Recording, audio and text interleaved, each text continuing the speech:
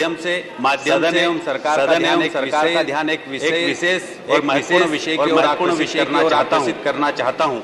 सभापति महोदय, मध्य प्रदेश के आदिवासी बहुल क्षेत्र इन जिलों में बड़वानी, अलीराजपुर, झाबुआ जिले आते हैं।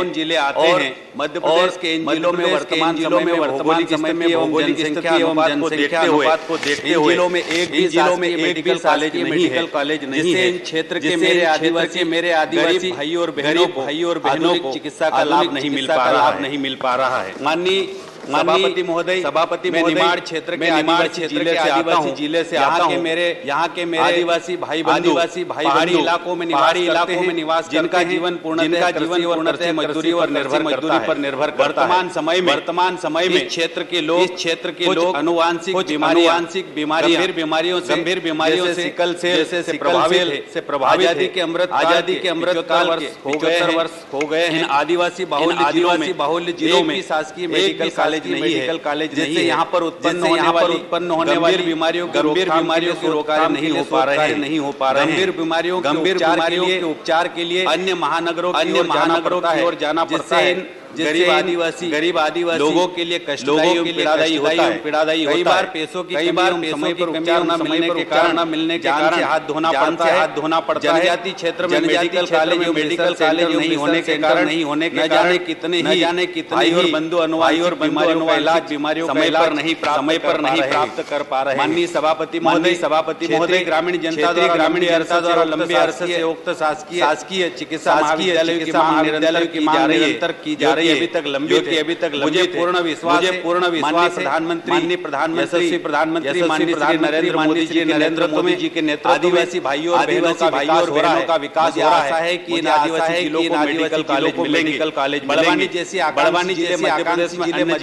अन्य जिले में मेडिकल कॉलेज की मांग। माननीय सभापति महोदय, यदि आदिवासी जिलों में मेडिकल कॉलेज खोले जाएंगे आम जनता के लिए परिणाम बहुत लाभकारी तथा स्वास्थ्य व चिकित्सा की दृष्टि से भी साबित होंगे। सभापति महोदय, आपके माध्यम से निवेदन करता हूं, आम जनता की मांग को आपके समक्ष मध्य प्रदेश के निमाड़ क्षेत्र के आदिवासी जिलों सहित आदिवासी जिलों में और बहनों के लिए मेडिकल कॉलेज खोलने का मैं निवेदन करता हूं। बहुत धन्यवाद। Dola Sen. Thank you, Chairman, sir. Thank you, Chairman, for giving me chance to need to address the delay in disbursal under various central schemes as our submission. There is an urgent need for intervention from the Union Government for the disbursal of funds under MGNREGA, PM Awas Yojana, Gram Sadak Yojana, MGNREGA पैसा बाकी है जो गैर कानूनी भी है और बांग्ला में और हरे ऑपोजिशन की 1 करोड़ से ज्यादा डेवलपमेंट फंड वो भी मिनिस्ट्री देना चाहिए। हम और करना चाहे अगर central government state government proportionally करना है ये सब स्कीम क्यों हम इसको नेम नहीं करेंगे मुख्यमंत्री योजना और केंद्र राज्य। ये बाय द वे अभी हम बोलना चाहेंगे दुख की बात अनफॉर्चुनेट है सर। एनएचआरसी को हम चाहे नेशनल ह्यूमन राइट्स कमीशन अभी बिहार जा रहा है बंगाल लेकिन कभी यूपी में नहीं जाते इसीलिए on protest laying my paper for trying to work out zero hour submission work out बोले श्रीमती संगीता यादव। माननीय सभापति स्टार्टअप के द्वारा कैसे युवाओं के लिए रोजगार के अवसर खोल रहे हैं और किस तरह इससे हमारा देश आत्मनिर्भर बन रहा है। स्टार्टअप में महिलाओं के लिए और क्या किया जाए आपने बोलने का अवसर इसके लिए मैं आपको बहुत धन्यवाद करती हूँ। स्टार्टअप स्टार्टअप माननीय सभापति जी नवाचार का पुनर्जागरण या युवाओं की एक नई सोच जिन्होंने ये बताया कि हम रोजगार देंगे। माननीय सभापति जी पहले हम लोग सुनते जो आहट होती है दरवाजे पे आहट होती है, बहुत ध्यान से सुनना चाहिए।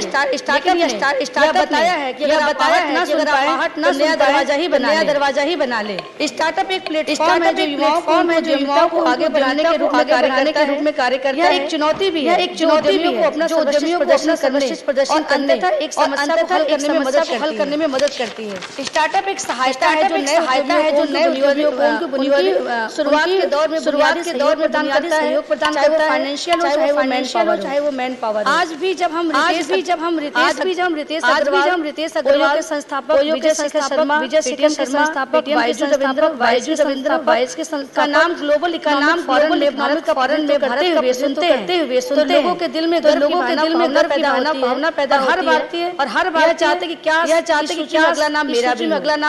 माननीय सभापति जी आधिकारिक आंकड़े में आपके माध्यम को बताना चाहूंगी। 2014 में भारत में 70,000 पंजीकृत किए गए।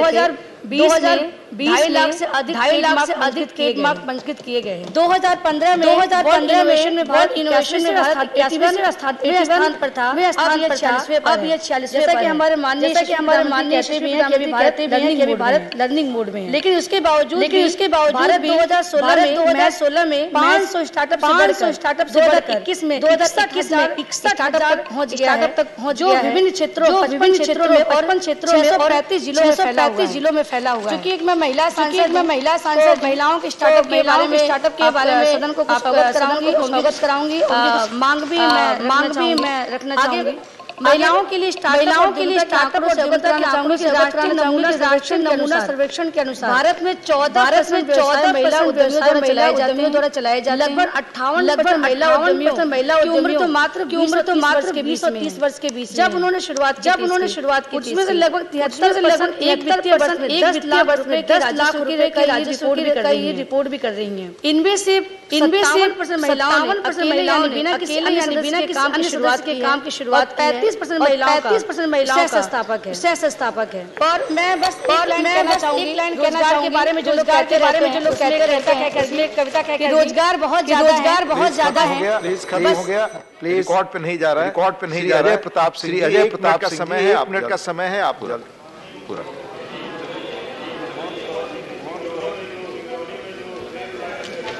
निर्माण की जा रही है। भू-अर्जन का काम गति से चल रहा है। 12 सालों से निर्माण हो रहा है, लेकिन गांव शत प्रतिशत भू-अर्जन का कार्य पूरा नहीं हुआ है। सरकार से मांग करता हूं किसी कमिश्नर लेवल के अधिकारी की मॉनिटरिंग कराएं। रेल विभाग ने 11/11/2011 जारी करके प्रभावितों को नौकरी देने से इनकार कर दिया है। ब्रीच ऑफ ट्रस्ट है। 11/11/2011 की जमीनें ली गई हैं, नौकरी दी जाए। मेडिकल हो चुका है, सारे डॉक्यूमेंट जमा हो गए, धन्यवाद। Question number 136 Honorable John Britas. Sir, question number 136. माननीय मंत्री first supplementary I'll request that brief in questions. Minister also please. Why is it there when it comes to media? To all. So the answer given by the finance shockingly revealed. It shows the way in which federal fiscal is managed. Sir, in 2 years time, cess and surcharge collected by the center has almost doubled, sir. In 2 years time, it has gone up to 7.0 lakh crore. No wonder states are left to stop. My question to the honorable finance minister, specific one. Is it a fact that the 15th Finance Commission had recommended that a surcharge should be made part of the divisible pool? If so, why is the government of India not implementing the Finance Commission's recommendation? Thank you. माननीय सदस्य ने जो कहा कि शेष बहुत बड़ा शेष अनुच्छेद के तहत संविधान के अनुसार लगाए जा रहे और पिछली सरकार भी लगाती रही। जो बढ़ने का सवाल है उसमें बढ़ा हुआ है उसमें एक बड़ी मात्रा जीएसटी कंपनसेशन है। और अगर जो शेष लगता है कहीं ना कहीं जनता के विकास के लिए खर्च से का एक अपना मत ही खर्च। जहाँ तक आपने कहा कि 15 फाइनेंस कमीशन ने जो रेफरेंस है विचार के लिए बांटना शामिल। फाइनेंस कमीशन ने इस रिकमेंडेशन नहीं की, उलट पूर्व की सरकारों ने भी ऐसी रिकमेंडेशन को फॉलो किया। धन्यवाद। Second supplementary. Sir, the ministry is saying that the Finance Commission hasn't given detailed recommendation. There is a specific recommendation. I didn't say it is detailed. If it is specific recommendation, that is what pertains to my question. Though it is not very satisfactory, I would urge Finance Minister, Honorable Finance Minister, explain to the House. Nevertheless, I am going to the second supplementary, sir. Is it a fact that the states were not given 41% of the gross tax revenue recommended by the Finance Commission? And moreover, various assistance which were available to the states. Planning Commission was normal center assistance, special center assistance, central plan assistance were done away with. And segregation of revenue assess and made the state finances precarious. In this context, I would urge upon and I would whether the government of India review stand to surcharge. Thank you. माननीय सभापति महोदय, अगर आप देखें तो सरकार आने के पहले जहां लगभग 30% का ही हिस्सा राज्यों को जाता, लेकिन मोदी जी चूंकि प्रदेश के मुख्यमंत्री रह चुके, प्रदेश के चिंताओं को ठीक से समझते, उनके आने के बाद अगर आप पहले 14वें वित्त आयोग में 42% राज्यों के साथ बंटवारा। जहां तक सरकार का सवाल कहा है, निश्चित तौर से अगर आप देखें विशेष खर्चा लिया जाता है योजनाओं के माध्यम से सभी प्रदेश में ही जाता है, वो सब जगह आम जनता को दिया जाता है। संगीता यादव जी। माननीय मंत्री जी, मैं आपसे जानना चाहती हूँ कि सरकार का जीएसटी कंपनसेशन कितना बकाया है, और इसे कब तक दिया जाएगा? धन्यवाद। माननीय अध्यक्ष जी, मैं बताना चाहता हूँ कि जीएसटी कंपनसेशन जितना कंपनसेशन में पैसा आता है स्टेट को दिया जाता है। अभी अगर उत्तर प्रदेश का सवाल है तो 1214 करोड़ रुपया लाया है, निश्चित बकाया है, भारत सरकार उसको देने के लिए तत्पर है। माननीय जवाहर सरकार जी। Cesses and surcharges have been converted into an alternate source of revenue. Why should the division not be formally between states and the center? It's an alternate source of revenue. Thank you. माननीय सभापति महोदय, केंद्र सरकार द्वारा संग्रहित सभी भारत के संविधान के अनुच्छेद के संदर्भ में सबसे पहले निधि जमा किया जाता है। संविधान के प्रावधान के अनुसार राज्य शेयर नहीं किया जाता। इससे जो केंद्र की अतिरिक्त केंद्र सरकार जो पैसे इकट्ठा करती है उस कहीं न कहीं योजनाओं के माध्यम से प्रदेश सरकारों में खर्च करती है। आशीष चक्रवर्ती।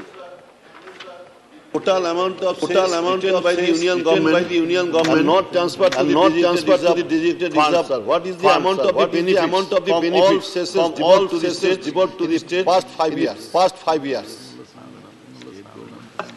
माननीय अध्यक्ष जी, मैंने पहले ही बताया। बैठ जाए प्लीज। माननीय अध्यक्ष जी, मैंने पहले ही बताया कि राज्यों से शेयर नहीं किया, बाकी सदस्य के माध्यम से सभी राज्यों में उसका लाभ पहुंचाएगा। Question number 100 Balbir Singh ji. Chairman साहब 137 सिर्फ आपका है। क्वेश्चन नंबर 137 माननीय मंत्री जी। Answer is laid on the table.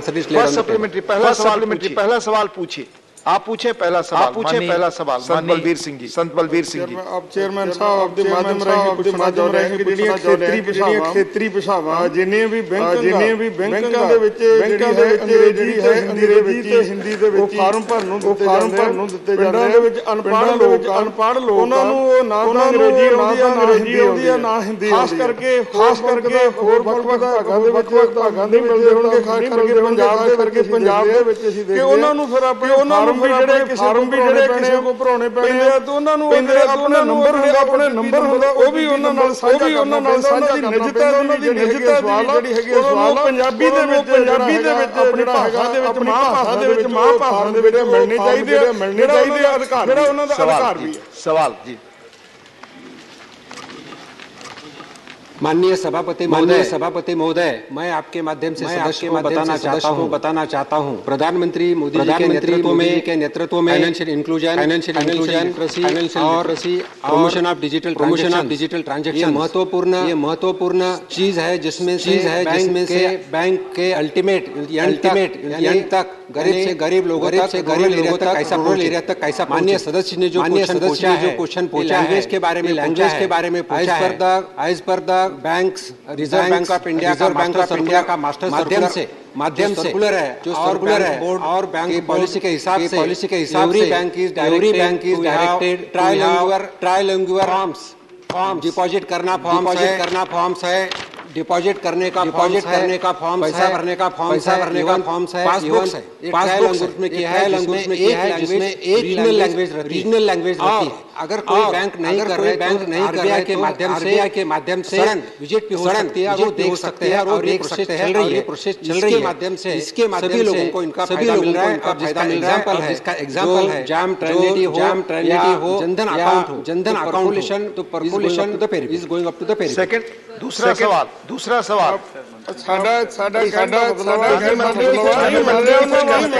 वास्ते की कर रहे हैं माननीय मंत्री bit more to the honorable MOS's answer and kyunki honorable member Sant Balbir Singh comes from Punjab just want to say that this order and guidance given by RBI in 2015 itself is being followed by most of trilingual English Hindi and a local language relevant local. 9 public sector banks have already fully complied but it. Three, and I therefore understand where the honourable member coming from Punjab has a concern. Three public sector banks which are in the process of doing it Indian Bank, Punjab National Bank and Punjab and Sindh because Punjab National Bank, Punjab and Sindh probably are more widely prevalent in Punjab is expressing a genuine concern but the work is in process it will be done in Punjabi. दूसरा सवाल पूछ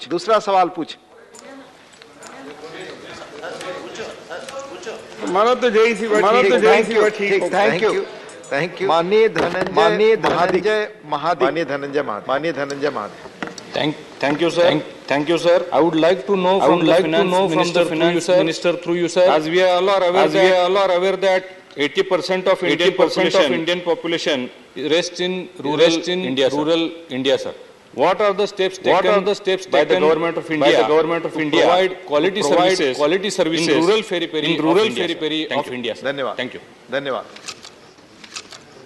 माननीय सभापति महोदय, आपके माध्यम से मैं बताना चाहता हूं ग्रामीण एरिया में बैंकिंग सेवा मिले बैंक करेस्पॉन्डेंट्स रखे हैं दौरा 5 किलोमीटर तक और मुझे बताने को सदन को हर्ष होता है। इवन रूरल एरिया में 96% बैंक का कवरेज बैंक एक्टिविटी उसी के साथ हम सभी लोगों को पता है जाम एक्टिविटी के माध्यम से डायरेक्ट बेनिफिशियरी जो सभी को मिलता है मैं पर्टिकुलरली करना चाहता हूं प्रधानमंत्री किसान सम्मान इसी के माध्यम से 11.5 करोड़ किसानों को भी फायदा मिलता है। उसी के साथ बैंक के माध्यम से अलग self help group credit outreach programme लिए जाते हैं। मैं बताना चाहता हूं कि बैंक लिटरेसी के लिए नाबार्ड के माध्यम से जो एस्पिरेशनल वहाँ नाबार्ड के माध्यम से वैन दिए जाते हैं फाइनेंशियल लिटरेसी के साथ एक एग्रीकल्चर ऑफिसर रहता है, बैंक ऑफिसर रहता है, देहात में जाके फाइनेंशियल इंक्लूजन हो और डिजिटल ट्रांजैक्शन के बारे में पढ़ाया। धन्यवाद। माननीय शांता छेत्री जी। Thank you, sir. I would like to know from the Honorable Minister, how does the government plan to include more women in business correspondence network, considering only 10% of BC workforce is female? This question relates to regional languages in banking sector. So if माननीय मंत्री जी जवाब देना चाहे तो ठीक है, नहीं तो आप ऐसा माननीय सभापति महोदय के माध्यम से जो बैंक जो है सेक्स में कुछ डिवीजन नहीं रहता, मेल और फीमेल सिलेक्ट होते हैं उनको, और कुछ स्टेट में कुछ बैंक में सखी बोल के कुछ बैंक सखी भी अच्छी तरह से सेल्फ हेल्प ग्रुप में काम करते हैं। माननीय Sujit Kumar ji. Sir, I will certainly compliment the government for quite a bit of activities to financial inclusion. Sir, I have a specific question. Will the government consider opening up more brick and mortar branches? Banking correspondent is more brick and mortar branches. This question relates to regional languages in the tribal pockets of aspirational districts. Because in one of the intervention in the house. Maanनीय Sujit Kumar ji, this question relates specifically to regional languages in banking sector. Please, if you have any question, no, please. And other people will get. Now, question number 138, Dr. V. Sivdasan. 21. माननीय मंत्री जी, first supplementary, Sir, after the implementation of GST, state government are facing huge financial crisis because they are unable to change the tariff of tax. They are unable to change the method of tax collection, and the autonomy of the states in the taxation is the most valuable asset of the state. It has gone. That means the state financial stability has gone. Please question. It has created a new crisis. The major share of the financial assistance of the LSTD is received by the LSTDs from the Question. Is the state government facing the crisis that will affect the LSTDs also? After the implementation of... Please put your question. Otherwise, I'm coming the question. Local self-government also lost their tax collection right in entertainment and this advertisement tax. So, sir, whether the union government will support the move to restore the autonomy of the Panchayati Raj institutions, specifically in the taxation on entertainment and advertisement tax collection. Before I invite for answer, मैं माननीय सदस्यों से एक minute, माननीय मंत्री जी, मैं आपसे इसलिए आग्रह करता हूं क्योंकि कल अनेक वरिष्ठ मेंबर मिले हमें और कहा कि हमारे क्वेश्चन का मौका आ सकता था। कृपया सुनिश्चित करें कि क्वेश्चन पूछने वाले ब्रीफ हों और माननीय मंत्री भी जवाब ब्रीफली दें ताकि हमें मौका मिले। इसलिए we have to take care of all those things. इसलिए अनप्लेजेंट मैं रिमाइंडर करता हूं। Please, no. Yes. To all. Please, no, to all. माननीय सभापति महोदय, जीएसटी एक्ट बनाते समय 15-16 से देश में 14% हर साल ग्रोथ के हिसाब से नो क्रॉस टॉकिंग प्लीज राज्य को रेवेन्यू तय किया गया था। इसमें हानि की स्थिति में केंद्र 5 साल तक क्षतिपूर्ति देती थी। मैं माननीय सदन को बताना चाहता हूं कि उन्होंने कहा कि प्रदेशों का भारत सरकार मदद नहीं करती है। अगर कोविड काल में भी अगर आप देखें तो कोविड काल में जब कंपल्सन सेस इकट्ठा नहीं हो रहा था उस समय भारत सरकार ने 1,10,000 करोड़ 1,59,000 करोड़ रुपया लगभग 2,70,000 करोड़ रुपया लोन लेकर के राज्यों पे संकट ना आवे उस समय भी देने का काम किया है। और अभी 2022 में जून में जब समाप्त हो रहा है, हमने जो अनुमान लगाया कि मार्च तक जो पैसा सेस इकट्ठा होगा उसका भुगतान कर दिया गया है। बाकी सेस के माध्यम से पूरे देश में अगर देखें तो 17,176 करोड़ रुपया बकाया है, जो कि बहुत से प्रदेशों से भी एजी रिपोर्ट नहीं आई है, उनका फाइनल हिसाब नहीं हो सकता है। जैसे जैसे एजी रिपोर्ट आएगी उनका भुगतान कर दिया जाएगा। Second supplementary.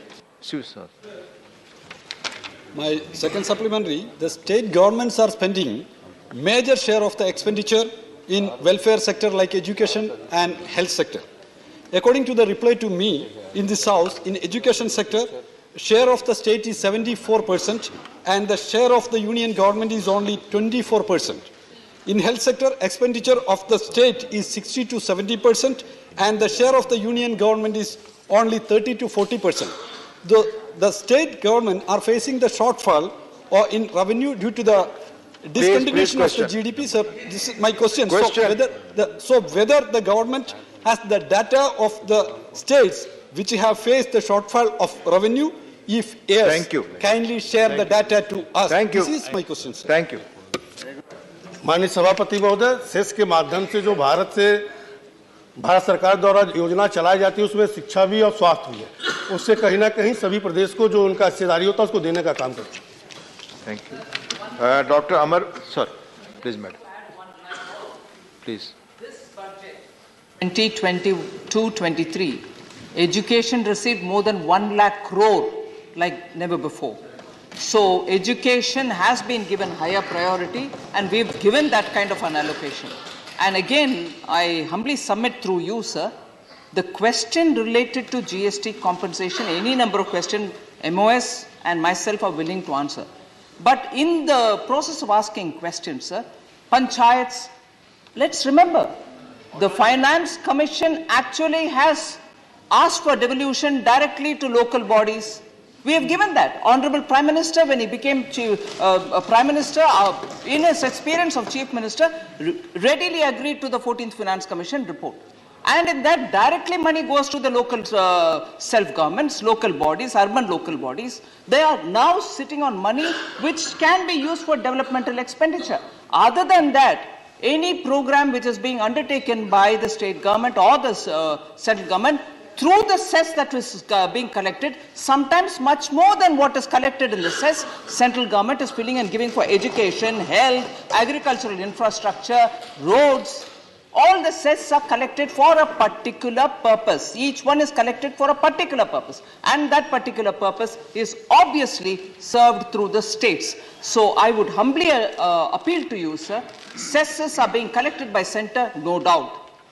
But they can't be kept by the center. It has to be immediately in that year be spent also on long-term projects, which happens only through the states. Obviously, cess and surcharges which are collected are going only to the states. Thank you. Dr. Amar Patnaik ji.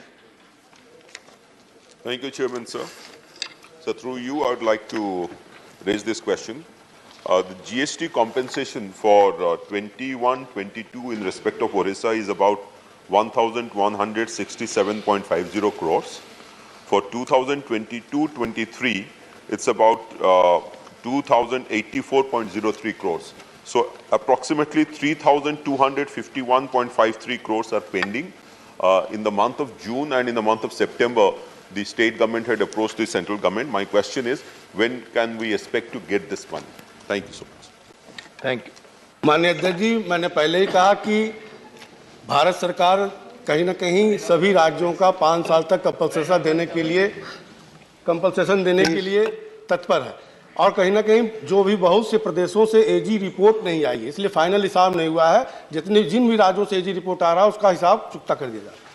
माननीय सुशील मोदी जी। माननीय उपसभापति महोदय, आपके माध्यम से मैं माननीय मंत्री से जानना चाहता हूं कि कॉम्पनसेशन सेस को 3 साल के लिए बढ़ा दिया गया है, तो जो 3 साल के लिए एक्सटेंड किया गया है उससे जो राशि प्राप्त होगी उसका क्या इस्तेमाल होगा, किस प्रकार से राज्यों को उस राशि से मदद की जाएगी, मैं माननीय मंत्री महोदय से जानना चाहता हूँ। धन्यवाद। माननीय सभापति महोदय, मैंने पहले बताया कि कोविड काल में जब सेस कलेक्शन नहीं हो रहा था तो उस समय भारत सरकार ने बाजार से लोन लेकर के कंपनसेशन उत्तर प्रदेशों को देने का काम किया था।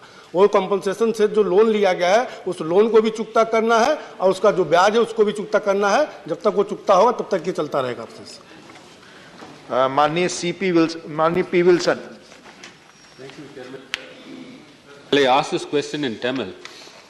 மாண்புமிகு நிதியமைச்சர் அவர்களே, தமிழ்நாடு அரசுக்கு சேர வேண்டிய ஜிஎஸ்டி பாக்கி தொகை ரூபாய் 10,879 கோடி எப்பொழுது தருவீர்கள்? இது 2020 ஆண்டு முதல் 2023 ஆண்டு வரை உள்ள பாக்கி தொகையாகும். நன்றி வணக்கம். Honorable member asked the question in Tamil. I like to reply. Incidentally, even in the Lok Sabha during the supplementary demand for grants, this question was raised. About 4,200 and odd amount for which. What is the question you would like to know? Yeah, the question was, yes, there is something like approximately 10,000 crores due on compensation cess grounds, GST compensation cess grounds for Tamil Nadu. And the honorable member is asking as to when I will give it all. The ministry will give it for them. First of all, sir, this 10,000 is an amount which I want to say cannot be treated as a due even if they have a number to say this is how it is. Because as regards 4,244 lump sum amount for which utilization reached only 10 days ago, I will have to double check on the utilization, and then the moment it's all done, it's cleared. But for 21-22, if I know right, the utilization certificate from Tamil Nadu has not yet come to us. Subject to correction, sir. I remember, and I'm saying from the answer I've given in the Lok Sabha also. And for the year 22-23, April 1st onwards till June when claims are being made, even for that the utilization certificate has not come. So strictly speaking, as of now, since we have cleared all the dues up to June somewhat, and about 17,000 crores is pending to be given, I will just say GST, details of GST compensation pending for June 2022 for Tamil Nadu is 1,200 crores. If I want to give it in decimals, I'll say 1,200.6148 crores only. So if utilization certificate from a particular state, any state be it, hasn't reached, that cannot be treated as a pending one. So I said I'll start with Tamil, but of course because MPs wanted it in English, I said it in English. Sir, Lok Sabha இதே கேள்வி கேட்கப்பட்டது. Compensation says 10,000 கோடி bending தமிழ்நாட்டுக்கு இருக்குன்னு. 10,000 கோடி எங்கிருந்து வந்ததுன்னு எனக்கு தெரியல. ஆனா இப்ப வரைக்கும் நீங்க 4,000 சொச்சம் யூட்டிலைசேஷன் கொடுத்தது 10 நாளைக்கு முன்னாடி கொடுத்துருக்கீங்க. அந்த 10 நாளைக்கு முன்னாடி கொடுத்த அந்த யூட்டிலைசேஷன் சர்டிஃபிகேட்டை ஒரு முறை நான் செக் பண்ணிட்ட பிறகு மினிஸ்ட்ரியிலேருந்து உடனடியாக பணம் ரிலீஸ் ஆகும். ஆனா இதுக்கு முன்னாடி நீங்க கொடுக்க வேண்டிய யூட்டிலைசேஷன் சர்டிஃபிகேட் கொடுக்காம இருந்தீங்கன்னா அதுக்கு நான் ரிலீஸ் பண்ண முடியாது. யூட்டிலைசேஷன் சர்டிஃபிகேட்டை எவ்வளவு சீக்கிரம் நீங்க கொடுத்து அனுப்பீங்களோ அவ்வளவு சீக்கிரம் நாங்க கிளியரும் பண்ணுவோம். ஆனா குத்து மதிப்பா 10,000 கோடி அப்படின்னா என்கிட்ட அந்த மாதிரி நம்பர் இல்லை. நன்றி. Question number 139, Honorable Shri Kanak Medla Ravindra Kumar. Sir, question number 139. माननीय मंत्री जी, सभा पर रखा गया है. पहला supplementary. माननीय Ravindra Kumar. From the perusal of the answer, it can be seen that the production of capacity, all the 4 revived plants have similar production capacity. I would like to know from the Honorable Minister whether there has been any substantial increase in the production capacity in all the revived plants, or their production capacity is still in the same what it was before the revival.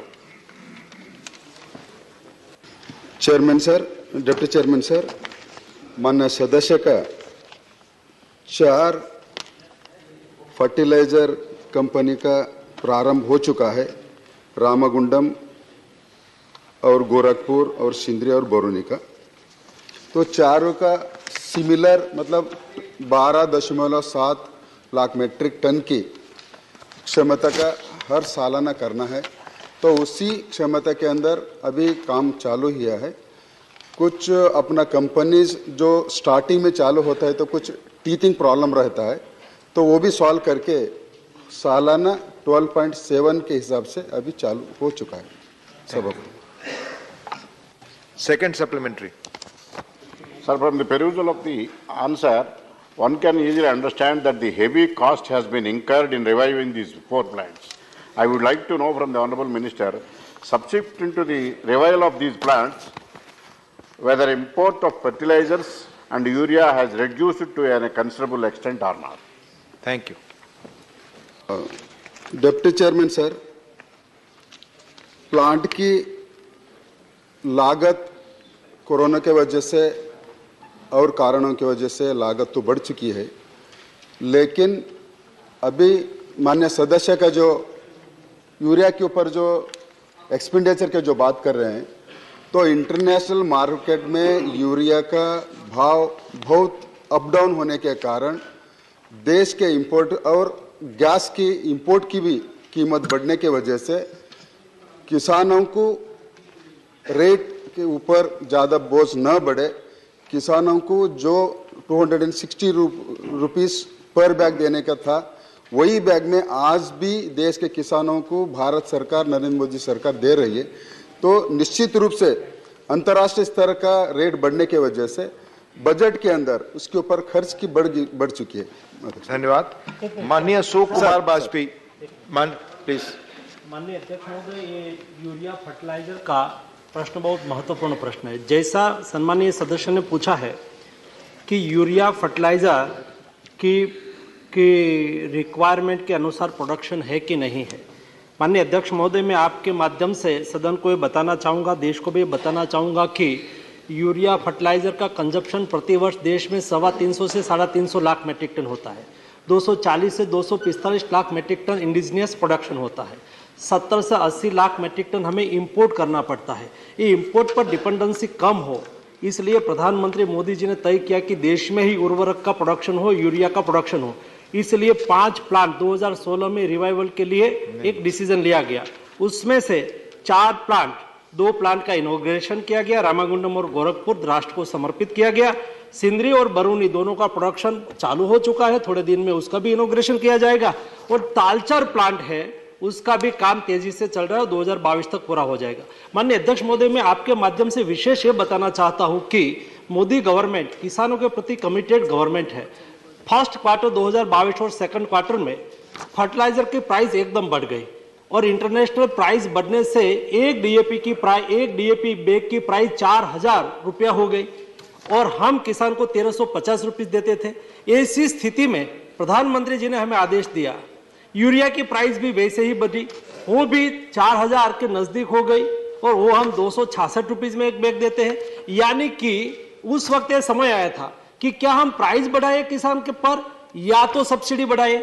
ऐसी स्थिति में मोदी जी ने कहा हमें किसान के प्रति कोई बोझ नहीं डालना है, किसान को मदद करना है और इसलिए सालाना एक मिनट ये इंपॉर्टेंट है, इसलिए माननीय अध्यक्ष सारे सवाल इंपॉर्टेंट है। माननीय मंत्री जी प्लीज। एक 1.25 लाख करोड़ की हमारी सब्सिडी थी, प्रधानमंत्री जी ने 1.25 लाख करोड़ की सब्सिडी बढ़ा के 2.5 लाख करोड़ कर दिया, किसान पर बोझ नहीं आने दिया और किसान को आज पर्याप्त मात्रा में खाद मिल रहा है। एक माननीय प्रधानमंत्री जी के एफर्ट से हुआ। Thank you. माननीय अशोक कुमार वाजपेयी जी। माननीय अशोक कुमार वाजपेयी। माननीय उपसभापति महोदय, आपके माध्यम से माननीय मंत्री जी से जानना चाहता हूं कि हिंदुस्तान उर्वरक एंड रसायन लिमिटेड गोरखपुर कारखाने में कुछ चलते हुए लगभग 1 वर्ष हो गया है। इन 1 वर्ष में वहां से कितना उत्पादन यूरिया का हुआ है और मान्यवर इन चारों कारखानों के चलने के बाद कितनी विदेशी मुद्रा की बचत हुई है? मान्यवर दोनों सवाल एक दूसरे से जुड़े हुए हैं। कितनी विदेशी मुद्रा की बचत हुई है? अपॉर्चुनिटी मिले माननीय वाजपेयी। माननीय अध्यक्ष महोदय, गोरखपुर प्लांट की क्षमता है 12 लाख मेट्रिक टन की और 1 साल से वो कंटिन्यू चल रहा है। 6 लाख मेट्रिक टन से अधिक प्रोडक्शन उसका ऑलरेडी आ चुका है। बीच में उसके एक सिस्टम होती है, 3 महीने के बाद एक उसको बंद करना पड़ता है, फिर चालू करना पड़ता है। नया प्लांट है और अभी रेगुलर चालू हो गया। धन्यवाद। और उसका प्रोडक्शन जोश के money.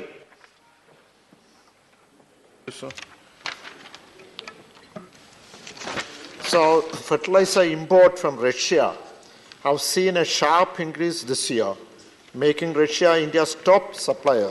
However, the Russian plan to make the export of fertilizer costly by setting export tax for all types of fertilizer at 23.5%, then the price is more than $450 a ton is worrying.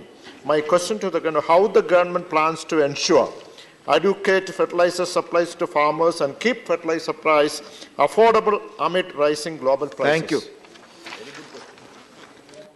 माननीय उपसभापति जी, सरकार का commitment है कि किसानों को खाद मिलनी चाहिए, सस्ती मिलनी चाहिए। कैसी भी स्थिति इस बार हुई, देश के डेवलप्ड कंट्री में भी फर्टिलाइजर का रेशन से मिलना चालू हो गया था।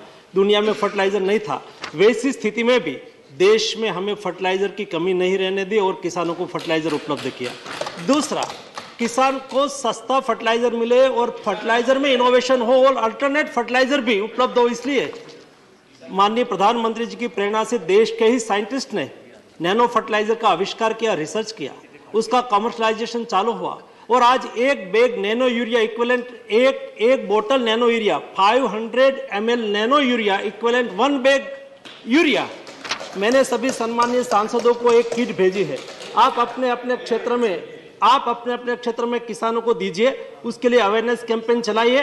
वो इको फ्रेंडली है और वो जो केमिकल्स उसमें नहीं है और इसलिए केमिकल्स फर्टिलाइजर का कंजप्शन कम करके प्रोडक्शन कम ना हो और किसान को सस्ता फर्टिलाइजर मिले, इसलिए नैनो यूरिया ऑलरेडी आ चुका है। नैनो डीएपी पर रिसर्च चल रहा है। ऐसे अल्टरनेट फर्टिलाइजर लाके किसान अपनी फसल भी बढ़ा पाए और किसान का खर्च भी कम हो और इको फ्रेंडली भी हो और हेल्थ के लिए भी अच्छा हो, इस दिशा में सरकार प्रयास कर रही है। धन्यवाद। Sulta Dev. Thank you deputy chairman sir for permitting me. मैं आपके माध्यम से माननीय मंत्री से ये जानना चाहती हूँ कि भारतवर्ष में पहला जो urea plant based on coal gasification technology वो हमारे अनुगुल डिस्ट्रिक्ट की तालचर का है। तालचेर फर्टिलाइजर प्लांट्स ये बहुत दिनों से बंद पड़ा है। इसको अभी माननीय मंत्री बोल रहे थे कि काम चल रहा है, मगर हम 10 साल से भी अधिक हुआ यही सुन रहे हैं कि काम चल रहा है। मैं ये जानना चाहूँगी कि काम कब तक खत्म होगा और इसका बेनिफिट उड़ीसा की लोगों को मिलेगा, सारा भारतवर्ष में मिलेगा, क्योंकि वो जगह हमारा जो कोल गैसिफिकेशन से जो काम हो रहा है, यूरिया का उत्पादन हो रहा है, वो जगह कोल माइंस में भरा हुआ है। Thank you so much sir. Thank you. माननीय अध्यक्ष महोदय, यूरिया प्लांट में 70% उसका फीड गैस होता है या तो कोल गैस होता है। ज्यादातर विश्व में प्लांट वो गैस बेस्ड प्लांट है। एक नया प्रयोग है क्योंकि देश में कोयला उपलब्ध है, तो कोयला का उपयोग करके coal based gasification plant Talcher में हम बना रहे हैं। नई टेक्नोलॉजी का प्लान है, ऑलरेडी गति से काम चालू हो रहा है। बीच में थोड़ा समय कोविड क्राइसिस की वजह से 1.5 साल तक काम थोड़ा सा रुका था, लेकिन हम उसको बहुत गति से काम आज के दिन में चालू कर दिया है। हमारा अभी आज के दिन में प्लानिंग है कि 2024 सितंबर तक हम ये प्लांट का काम पूरा कर देंगे और वहां से खाद्य उत्पादन होके इस क्षेत्र में मिलना चालू हो जाएगा। धन्यवाद। क्वेश्चन नंबर 140 माननीय श्री मुकुल वासनिक जी। मुकुल वासनिक जी, माननीय सदस्य, आपको रोज मौका नहीं मिल सकता, बाकी लोगों को मिलने दीजिए प्लीज। माननीय मुकुल वासनिक जी नॉट प्रेजेंट। माननीय मंत्री जी, माननीय मंत्री जी। Sir answer is first supplementary माननीय हरनाथ सिंह यादव जी। माननीय उपसभापति जी, स्वास्थ्य बीमा कंपनियां बीमा करते समय नागरिकों को अनेक प्रकार के शब्द वाक्य दिखाती हैं, परंतु जब कोई बीमा धारक अपने उपचार हेतु कोई दावा पेश करता है तो स्वास्थ्य कंपनियां बीमा धारक के भुगतान में अनेक प्रकार की अड़चनें खड़ा करती हैं। मैं माननीय मंत्री जी से जानना चाहता हूं, क्या देश में स्वास्थ्य बीमा धारकों के दावों के सापेक्ष वास्तविक भुगतान की स्थिति अत्यंत कम है?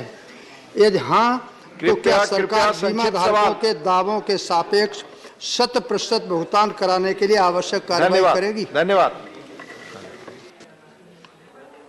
सर, आपके माध्यम से मैं माननीय सदस्य को ये अवगत कराना चाहती हूँ कि हमारी जो हेल्थ डेटा मैनेजमेंट पॉलिसी से रिलेटेड ये सवाल है और इनका सवाल इंश्योरेंस कंपनी को लेके है। तो जो भी प्रावधान रहते हैं टर्म्स एंड कंडीशंस पे वो पहले बताए जाते हैं और उसके कंसेंट के आधार पर ही उन्हें वो इंश्योरेंस दिया जाता है। धन्यवाद। Honourable Santosh Kumar P. Sir, thank you, sir. The Clinical Registration, Clinical Establishment Registration Regulation Act 2010 was a progressive registration in accordance with the mandate of the Article 47. So I would like to know the status of the implementation of the said act. आदरणीय deputy chairman sir, जैसे कि सवाल है health digital management policy और आदरणीय सदस्य का सवाल है क्लिनिकल एस्टेब्लिशमेंट एक्ट के तहत। सर, ये क्लिनिकल एस्टेब्लिशमेंट एक्ट के तहत अलग अलग रूल्स जो है वो हर एक स्टेट को दिए जाते हैं। सर, स्टेट अपने हिसाब से उसे मैंडेटरी करते हैं, अदरवाइज स्टेट अपने भी खुद के बनाते हैं। सर, जैसा सदस्य ने चिंता जताई कि क्या ये फॉलो करते हैं कि नहीं, तो ये स्टेट की रिस्पॉन्सिबिलिटी है। उसमें जो भी प्रावधान दिए हैं कि जैसे डॉक्टर्स का उस हॉस्पिटल के कुछ ऑपरेशंस है, कुछ प्रोसीजर्स है, उसका मैंडेटरी करना है, इसके रेट्स लगाना है। सर, ये सारे प्रावधान उस क्लिनिकल एस्टेब्लिशमेंट एक्ट में आते हैं और उसके तहत वो स्टेट उसे मॉनिटर करते हैं। सर, धन्यवाद। सर, हमारी भारतीय बहन ने बहुत अच्छा रिप्लाई दिया है। क्लिनिकल एस्टेब्लिशमेंट एक्ट भारत सरकार ने पास किया था और क्लिनिकल एस्टेब्लिशमेंट एक्ट सभी स्टेट गवर्नमेंट उसका इम्प्लीमेंटेशन करे, इसलिए सभी स्टेट गवर्नमेंट को अपनी असेंबली से उसको पास करना होता है। कई स्टेट ने उसको किया है, कई स्टेट ने उसको इम्प्लीमेंटेशन नहीं किया है। मेरा सुझाव है कि बहुत महत्वपूर्ण एक्ट है, सभी और माननीय सम्मानीय सदस्य अपने अपने स्टेट में उसका इम्प्लीमेंटेशन कराए तो देश के लिए अच्छा होगा। धन्यवाद। माननीय राघव चड्ढा।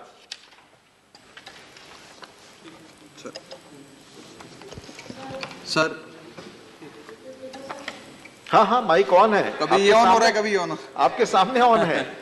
सामने से प्लीज सवाल। सर, अभी कुछ ही दिन पहले हमने देखा कि एम्स में एक बहुत बड़ा डेटा ब्रीच हुआ। एम्स वो संस्था है सर जिसमें तमाम नेताओं के, यहाँ बैठे कई नेताओं के, जजों के, सबके हेल्थ रिकॉर्ड्स हैं और उस एफआईआर में ये बताया गया कि चीन द्वारा वो डेटा ब्रीच किया गया। सर, अभी हमने गलवान से लेकर तवांग तक चीन का दुस्साहस देखा। मेरा सवाल ये है सर, मेरा सवाल आपके माध्यम से माननीय मंत्री जी से ये है कि एक सुझाव माननीय मुख्यमंत्री अरविंद केजरीवाल जी द्वारा रखा गया कि चीन के साथ हमें अपना सारा व्यापार बंद करके आर्थिक चोट चीन को पहुंचानी चाहिए। मैं पूछना चाहता हूं उस पर मंत्री जी का क्या जवाब। No, question 141 please. ये क्वेश्चन नहीं है mister Raghav Chadha, I am not allowing it, not going on record. 141 माननीय S Niranjan Reddy. Sir, I ask question 141। Question माननीय मंत्री जी सभा पटल पर रखा गया। First supplementary. Sir, as nano fertilizers represent a major breakthrough in terms of efficiency, the question I have for the Honorable Minister is, because this is based on preliminary experimental trials, is further research studies being continued for confirming the results of the beneficial use of nano fertilizers and whether increased production of nano fertilizers are going to be linked to such confirmation from further studies. माननीय अध्यक्ष महोदय, nano fertiliser का research हुआ और उसका commercial production पर आने के पहले उसका अनेक टाइप का उसके ऊपर bio safety and toxicity study की गई है। डिटेल अध्ययन के बाद डिपार्टमेंट ऑफ बायोटेक्नोलॉजी द्वारा उसको अनुमति दी गई है। हमारे सारी बॉडी के द्वारा जो रिसर्च को अनुमोदन करती है, सब बॉडी के द्वारा रिसर्च करने के बाद ये रिसर्च हुआ है। माननीय सदस्य को मेरा सुझाव है कि इंडिजिनियस रिसर्च देश के किसानों के लिए है और दुनिया भी उसके प्रति देख रही है। बिना कारण से हमारे देश में उसके सामने क्वेश्चंस खड़ा करके दुनिया की कोई लॉबी को अपॉर्चुनिटी ना दे दे, ताकि वो लोग हमारी नैनो फर्टिलाइजर के सामने उंगली उठाए और हमारी रिसर्च अप्रूवल बॉडी के सामने उंगली उठाए। उसके बाद डिटेल में ह्यूमन, एनिमल, बर्ड्स सभी पर और ऑर्गेनिज्म पर उसकी क्या इफेक्ट होती है, सारा डिटेल स्टडी करके वो मार्केट में लाया गया है। एक बार तो मुझे ऐसा क्वेश्चन पूछा गया एक बॉडी के द्वारा, माननीय मंत्री जी आप नैनो यूरिया ला रहे हैं तो क्या है नैनो यूरिया? यूरिया का स्मॉल पार्टिकल वो हवा में उड़ता उड़ता जाएगा, 10 किलोमीटर दूर जाएगा, वहाँ इफेक्ट करेगा। मैंने कहा क्या है वो? तो कि नाइट्रोजन। मैंने कहा हवा में क्या होता है? नाइट्रोजन। तो नाइट्रोजन कहाँ उड़ेगा, कहाँ जाएगा, उससे क्या फर्क पड़ेगा? ऐसा क्वेश्चंस करने वाले बहुत लोग आएंगे।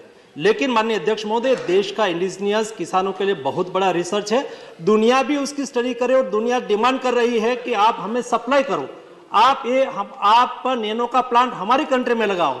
ऐसा डेवलप्ड कंट्री भी आज हमारा नैनो यूरिया के रिसर्च के सामने देख रही है। हमारा इंडिजिनियस रिसर्च हमारे देश की संपदा है।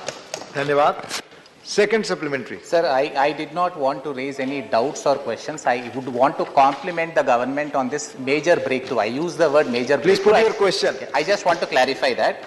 Having clarified, now since this is such an important breakthrough that India has achieved, I want to ask the Honorable Minister, do we intend to diversify and use this technology for other fertilizers other than urea?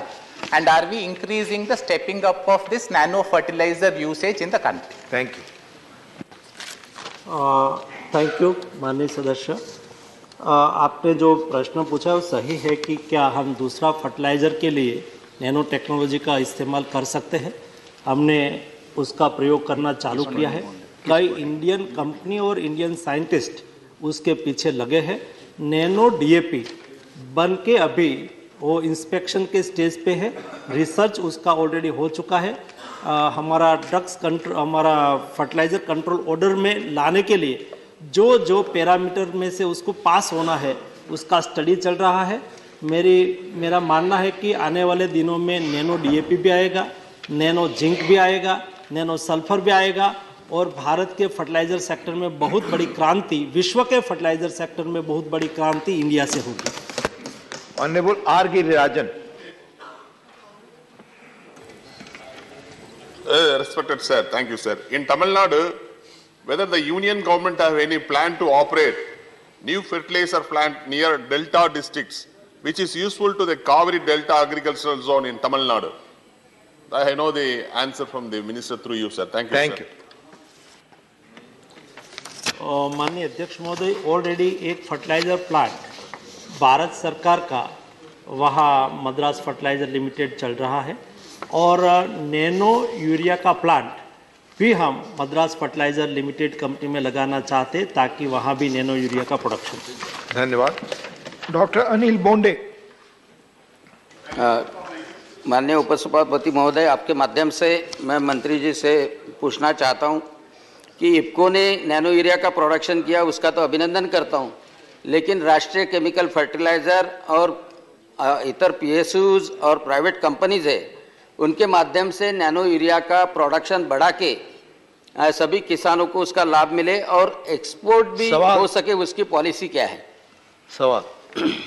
माननीय अध्यक्ष महोदय, इफ्को ने nano urea का research किया और उन्होंने उसका production एक प्लांट इफ्को कलोल से चालू किया। उसके अलावा इफ्को के द्वारा ही फूलपुर यूपी में प्लांट ऑलरेडी तैयार हो चुका है। वो 6 करोड़ बोतल प्रतिवर्ष बनाएंगे। उसके अलावा उस एक दूसरा प्लांट इफ्को लगा रहा है ओनलम में, पंजाब में भी लगा रहा है, झारखंड में भी लगा रहा है, आसाम में भी लगा रहा है और विदेश में भी कई कंट्री की ओर से डिमांड आई है, लेकिन उसके पर विचार चल रहा है। और आरसीएफ और एनएफएल दोनों भारत सरकार की कंपनी है। दोनों कंपनी ने भी अपना नैनो यूरिया का प्लांट लगाने के लिए चालू कर दिया है। मैंने इफ्को के साथ एक मीटिंग कोऑर्डिनेट की। मैंने कहा कि कोई प्राइवेट सेक्टर भी नैनो यूरिया का प्रोडक्शन करना चाहे तो आप उससे रॉयल्टी लेके उसको प्रोडक्शन करने के लिए अनुमति दे दीजिए। तो इफ्को ने तय किया है कि भारत सरकार के कोई पीएसयू प्लांट लगाएंगे उसके पास कोई रॉयल्टी नहीं ली जाएगी, लेकिन प्राइवेट सेक्टर में कोई लगाना चाहेंगे तो रॉयल्टी लेके वो भी प्रोडक्शन कर सकते हैं। ऐसे 2 कंपनी के साथ ऑलरेडी इफ्को ने एमओयू कर लिया है ताकि वो प्राइवेट सेक्टर उसका प्रोडक्शन कर सके। आज के दिन में कुल 1 प्लांट चालू हो चुका है और 2025 तक ऐसे 8 प्लांट चालू होने के लिए तैयारी कर चुके हैं और 2025 एंड तक 44 करोड़ बोतल का उत्पादन देश में इंडिजिनियस होगा, जो हमारा देश की यूरिया को वो रिप्लेस करेगा। धन्यवाद। माननीय इमरान प्रतापगढ़ी। धन्यवाद माननीय उपसभापति महोदय। मैं आपके माध्यम से माननीय रसायन और उर्वरक मंत्री जी से एक प्रश्न पूछना चाहता हूं कि यूरिया पर बात हो रही है, खाद पर यहाँ, क्या आपके संज्ञान में ये है कि 20 नवंबर 2022 को सीहोर के ढाबला में शिवनारायण मेड़वा और 24 नवंबर 2022 को छतरपुर मध्य प्रदेश की बीजावर कृषि मंडी में दयाराम अहिरवार बुंदेलखंड में भोगीपाल और महेश कुमार बुनकर, इन सब की मौत खाद की लाइनों में लगने के कारण हुई। लगातार इतना खाद को लेकर इतनी लंबी लाइन है कि लाइन में लगे लगे इन लोगों की मौत हो गई। तो बुंदेलखंड का पूरा इलाका और मध्य प्रदेश का जो पूरा इलाका है, उत्तर प्रदेश खासतौर से, इन इलाकों में जो खाद की इतनी बड़ी किल्लत है कि लोग लाइनों में लगे लगे मर जा रहे हैं, इसको दूर करने के लिए क्या क्या प्लान है? माननीय अध्यक्ष महोदय, माननीय सदस्य को मेरे प्लीज आपस में नहीं आपस में बैठकर बात ना करें। माननीय अध्यक्ष महोदय, माननीय सदस्य को मेरी रिक्वेस्ट है, सभी जगह पे राजनीति का केंद्र किसान को ना बनाए। किसान राजनीति का केंद्र बना के राजनीति करना उचित नहीं है। आप रेलवे स्टेशन पर जाते हैं, आप एयरपोर्ट पर जाते हैं, बोर्डिंग के लिए लाइन होती है कि नहीं होती है? आप रेलवे स्टेशन पर जाएंगे, लाइन होगी कि नहीं होगी? कोई जगह पे खाद उपलब्ध है तो क्या एक साथ में एक टोला अंदर घुस जाएगा और खाद ले लेगा? लेने के लिए लाइन में तो खड़ा रहना ही पड़ेगा भाई, वो तो शिष्टाचार होना। दूसरा देश में कोई जगह पे मोदी गवर्नमेंट बनने के बाद, हाँ साहब, ये हो सकता है कि कई गोडाउन में खाद एक दिन के लिए ना हो और रैक आती होती है तो उपलब्ध हो जाए। और हम कोई भी स्टेट ने जितना भी, उसमें हमने कभी राजनीति नहीं की है। जिस गवर्नमेंट ने, अभी यहाँ सम्मानीय सदस्य उपस्थित है, मेरे पास आए हुए कि मंत्री जी हमारे यहाँ खाद जरा थोड़ी सी किल्लत है, तुरंत ही उन्होंने कहा हो कि 24 घंटे में रैक पहुंच जाएगी, पहुंच रही है। हर दिन 70 रैक किसानों के लिए उर्वरक उपलब्ध कराने के लिए चल रही है।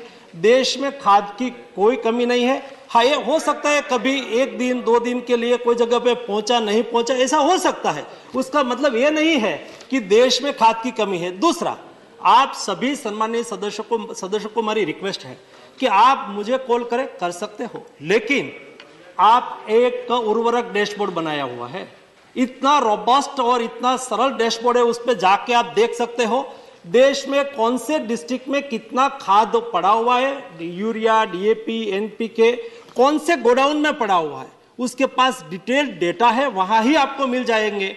कोई स्टेट से मुझे कॉल आता है तो मैं तुरंत ही माननीय कृषि मंत्री स्टेट को कहता हूं कि साहब आपके यहाँ डैशबोर्ड ओपन करके देख लीजिए, आप जिस डिस्ट्रिक्ट की बात कर रहे हैं वहां इतना खाद ऑलरेडी पड़ा हुआ है। ये ओपन एक्सेस है, आप देख सकते हो उसको, और उसके आधार पर आप तय करें कि कोई स्टेट में खाद है कि नहीं है। मैंने तो बहुत क्लियर रखा है माननीय अध्यक्ष महोदय कि स्टेट में कोई हर समय में 1,00,000-2 लाख मैट्रिक टन खाद एक्सेस रखता हो, लेकिन इंटरनल डिस्ट्रीब्यूशन की व्यवस्था करने की जिम्मेवारी स्टेट गवर्नमेंट की होती है। मुझे तो कहेंगे कि आप ये रैक पॉइंट पर रैक पहुंचाइए तो मैं ये रैक पॉइंट पर रैक पहुंचा देता हूं, सरकार रैक पॉइंट पर रैक पहुंचा देती है। इंटरनल डिस्ट्रीब्यूशन और इंटरनल सेल करने की जिम्मेवारी इस स्टेट गवर्नमेंट की होती है। स्टेट गवर्नमेंट और सेंट्रल गवर्नमेंट में, हमारी मिनिस्ट्री के बीच में बहुत रोबस्ट सिस्टम बनी हुई है। इसलिए कोई भी स्टेट में कोई भी गवर्नमेंट हो, हमारी रूलिंग पार्टी की गवर्नमेंट हो, ओपोजिशन पार्टी की गवर्नमेंट हो, किसान किसान है, और किसान के लिए खाद उपलब्ध कराना हमारे लिए पॉलिटिकल कभी नहीं होता है, और डिमांड पर होता है, हम उपलब्ध कराते हैं। धन्यवाद। क्वेश्चन नंबर 142 माननीय लुइजिनो जोयाकिम फेलेरो, नॉट प्रेजेंट। माननीय मंत्री जी। Sir, it's a statement laid on the table of House. Honourable G K. Vasan. Sir, I'm happy that the number of seafarers employed has gone up to 2,44,063 number in the year 2022 on national and international fleet. At the same time, sir, tonnage of Indian flag ships has reached 13.6 million tons. Definitely, sir, it should have helped seafarers employment opportunities, sir. I congratulate the ministry and minister for that, sir. Please, at the very same time, sir, very pointed question to the honorable minister. Psychological assistance is very much need in the distress for seafarers. An enhancement of the skill development of seafarers are very important. What are the steps taken by the honorable minister for this important subject? धन्यवाद sir. माननीय मंत्री जी। आदरणीय उपसभापति महोदय, आज जो सवाल नागरिकों के सिलसिले में इस हाउस में लाया गया है, मैं पहले तो संसद जी को मैं धन्यवाद देता हूं, क्योंकि सी फेयर हमारे लिए बहुत महत्वपूर्ण है और हमारे मैरीटाइम ट्रेड को आगे बढ़ाने में और बहुत महत्वपूर्ण भूमिका लेती है। तो उनकी कल्याण के लिए जो योजना बनाई गई है उसको भारत सरकार की द्वारा निष्ठापूर्वक लागू किया गया है। तो हमारी आदरणीय संसद जी ने जो सवाल की है उनकी साइकोलॉजिकल, उनकी मोटिवेशन के लिए स्किल डेवलपमेंट में हम लोगों ने क्या प्रोग्राम ले रखी है इस पर मैं नहीं बताना चाहता हूं। टीम बिल्डिंग और motivational programme conducted for cadets and faculty of pre sea MTIs, amount spent nearly 20 lakhs, estimated number of seafarer and faculty benefited hundreds. So this is how we impart the training. Psychologically, we do like motivate them so that they feel always fresh and energetic. And all others like program that is included in the skill development that I want to mention just 2 or 3. That is skill enhancement program, certificate of competency, contribution for National Maritime Day, celebration, e-learning for competency upside like courses with help of different agencies, and e-learning for modular courses. So this is how we do impart training to the seafarers. Thank you. Question number 143, Honorable A. Rahim. माननीय मंत्री जी, first supplementary. Sir, my question regarding the SARFAESI Act. Section 31 clause 1 provides that the provisions of this Act shall not apply to any security interest created in agricultural land, and the courts have subsequently held that plantation will not come under the purview of the Act, agricultural land. There are many cases of taking possession of the only house of the marginal creditor has been reported recently. In these circumstances, my question is that, shall the government consider amending the provision of the Act in this spirit to exempt security interest created upon sole dwelling place? Thank you. माननीय सभापति महोदय, आपके माध्यम से मैं बताना चाहता हूं सभागृह को कि सरफेसी एक्ट ये एग्रीकल्चर लैंड के लिए लगता नहीं है सिर्फ, और दूसरा जो सरफेसी एक्ट में है जो 1 लाख के नीचे अगर लोन है तो लगता नहीं है। अभी सदस्य ने जो क्वेश्चन दिया है कि एग्रीकल्चर के लिए और पौधे लगाने के लिए, तो उसी को भी ऐसा गवर्नमेंट का कुछ ये नहीं है नया अमेंडमेंट करने का, लेकिन बताना चाहता हूँ। Second supplementary. So government kindly consider this amendment. This is my request. Then my question, the second supplementary question is that there are many reports forthcoming on many defaults resorting to death by suicide due to their disability in servicing the debt. So, in the light of COVID-19, especially in the light of COVID-19 related financial struggle of many of the citizens in the country, is there any proposal to increase the number of the months under the SARFAESI Act to declare one's account as NPA? Sir, मैं आपको माध्यम से बताना चाहता हूं कि during covid the आत्मनिर्भर भारत के अंदर अलग अलग सुविधा माननीय प्रधानमंत्री जी के नेतृत्व में हमारी फाइनेंस मिनिस्टर मैडम ने डिक्लेयर किए थे। तो जो सुविधा है वो सुविधा पर्टिकुलरली मैं बताना चाहता हूँ, MSME के लिए 3.5 लाख या 4 लाख करोड़ तक सुविधा दी थी। वैसे ही हॉस्पिटल सेक्टर के लिए भी कोविड के अंदर हॉस्पिटैलिटी के लिए 50,000 करोड़ रखे थे। तो अलग अलग सुविधा के माध्यम से कोविड के अंदर मदद किया गया है।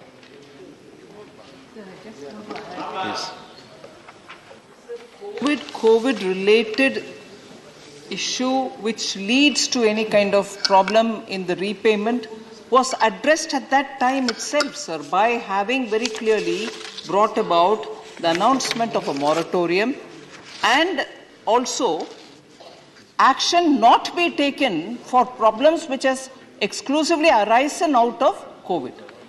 Prior to that, if there's been an NPA, or prior to that, if there's been any claim which is being picked up, or well after the moratorium has been lifted, if there's been action being taken which is not due to COVID, cannot be covered here. But the fact remains that during the COVID problem which arose and action being taken during the COVID were all covered by the moratorium which was issued, and no action has been taken on COVID-driven problem or during the COVID phase. So the suggestion made by the honourable member, therefore, I would think is null and void. Thank you. Shrimati Ranjan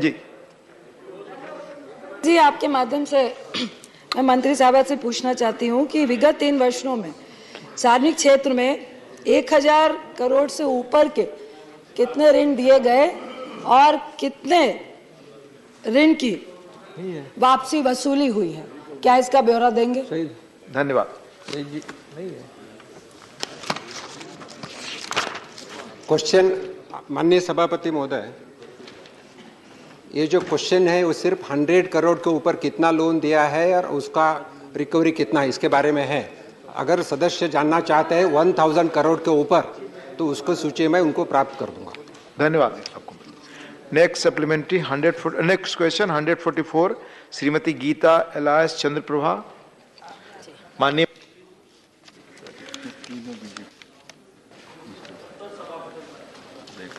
जी, माननीय first मैं आपके माध्यम से माननीय मंत्री जी से जानना चाहती हूँ, क्या ग्रामीण क्षेत्रों में विशेष रूप से जन औषधि केंद्र खोले जा रहे हैं?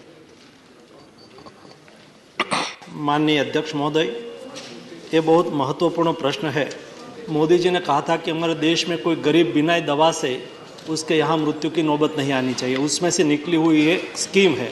ये जन औषधि केंद्र के माध्यम से देश में सस्ती और क्वालिटी जेनरिक मेडिसिन उपलब्ध कराई जाती है। डेली आज 8900 से अधिक देश में जनऔषधि केंद्र ओपन किया गया है। ये जनऔषधि केंद्र पर जेनरिक सस्ती दवाई लेने के लिए डेली पर डे 20 लाख से अधिक लोग वहां आते हैं, सस्ती दवाई लेते हैं और उसका खर्च उससे बहुत बच जाता है। और माननीय सदस्य ने प्रश्न पूछा है कि क्या ग्रामीण क्षेत्र में आप खोलना चाहते हैं।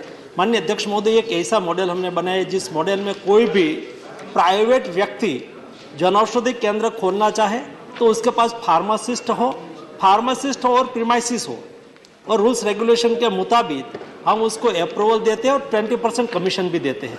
कोई भी व्यक्ति जनऔषधि केंद्र खोलना चाहे तो अवश्य अप्लाई करें। जनऔषधि केंद्र खोलने से उसको 20% आमदनी होगी, यानी कि उसकी इनकम भी होगी, गरीब और मध्यम वर्ग की सेवा भी होगी। इस दृष्टि से जनऔषधि केंद्र देश में बहुत महत्वपूर्ण है। सेकंड सप्लीमेंट्री दूसरा सवाल मैं माननीय मंत्री जी से जानना चाहती हूँ, क्या महिलाओं को जन औषधि केंद्र खोलने हेतु वित्तीय सहायता उपलब्ध कराई जा रही है? धन्यवाद।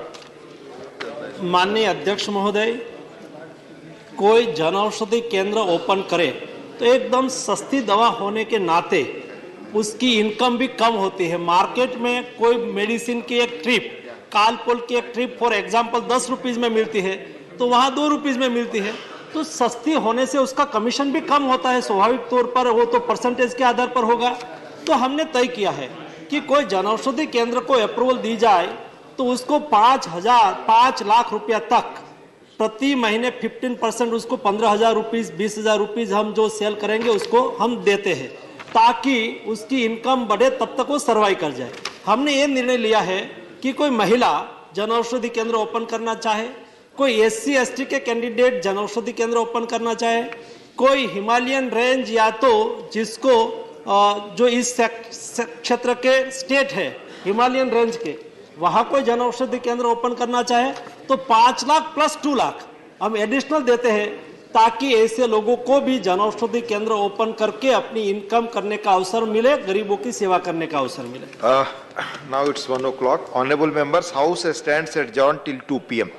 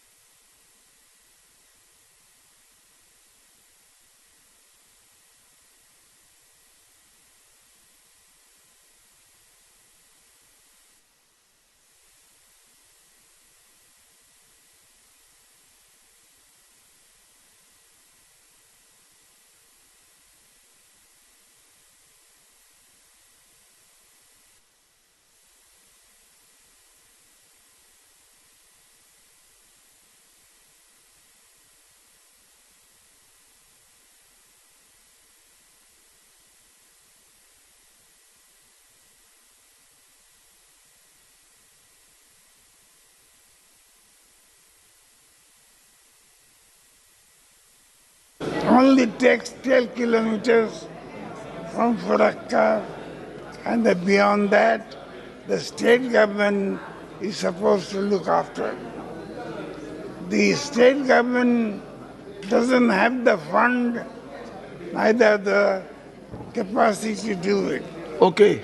So the central government and the state government will have to come forward jointly in a big way to solve it. Okay okay thank you.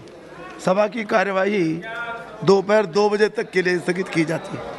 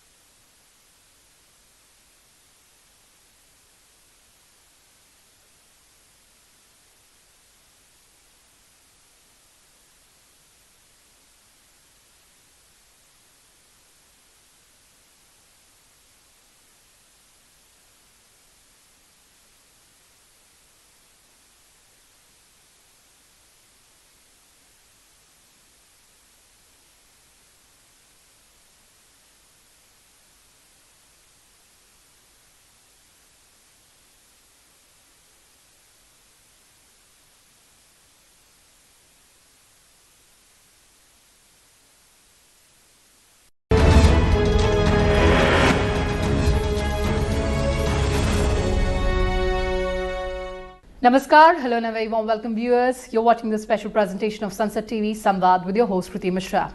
And in today's show, we have a very special guest, Petroleum and Natural Gas Minister, Mr. Hardeep Singh Puri. So welcome to Sunset TV and thank you so much for joining us. Thank you. So you're helming the responsibility of housing and urban affairs as well. But today I'll confine my questions to Petroleum Ministry. So you've said that oil marketing companies haven't raised prices since April 6, 2022, despite the international pressures. You've also said the opposition rule states have to reduce VAT. The opposition says that the government needs to reduce taxes, bear losses. While the political blame game continues, sir, we as consumers suffer. I completely buy your argument that this is beyond anyone, any government. These are international pressures. But do we see some kind of respite in future? First of all, there is nothing that I have said or nothing that I can say on a sensitive issue like this if it is not anchored in hard reality and facts. If you're talking about the oil marketing companies, when it came to gas, all right, they took a big hit because we kept the gas prices pretty steady.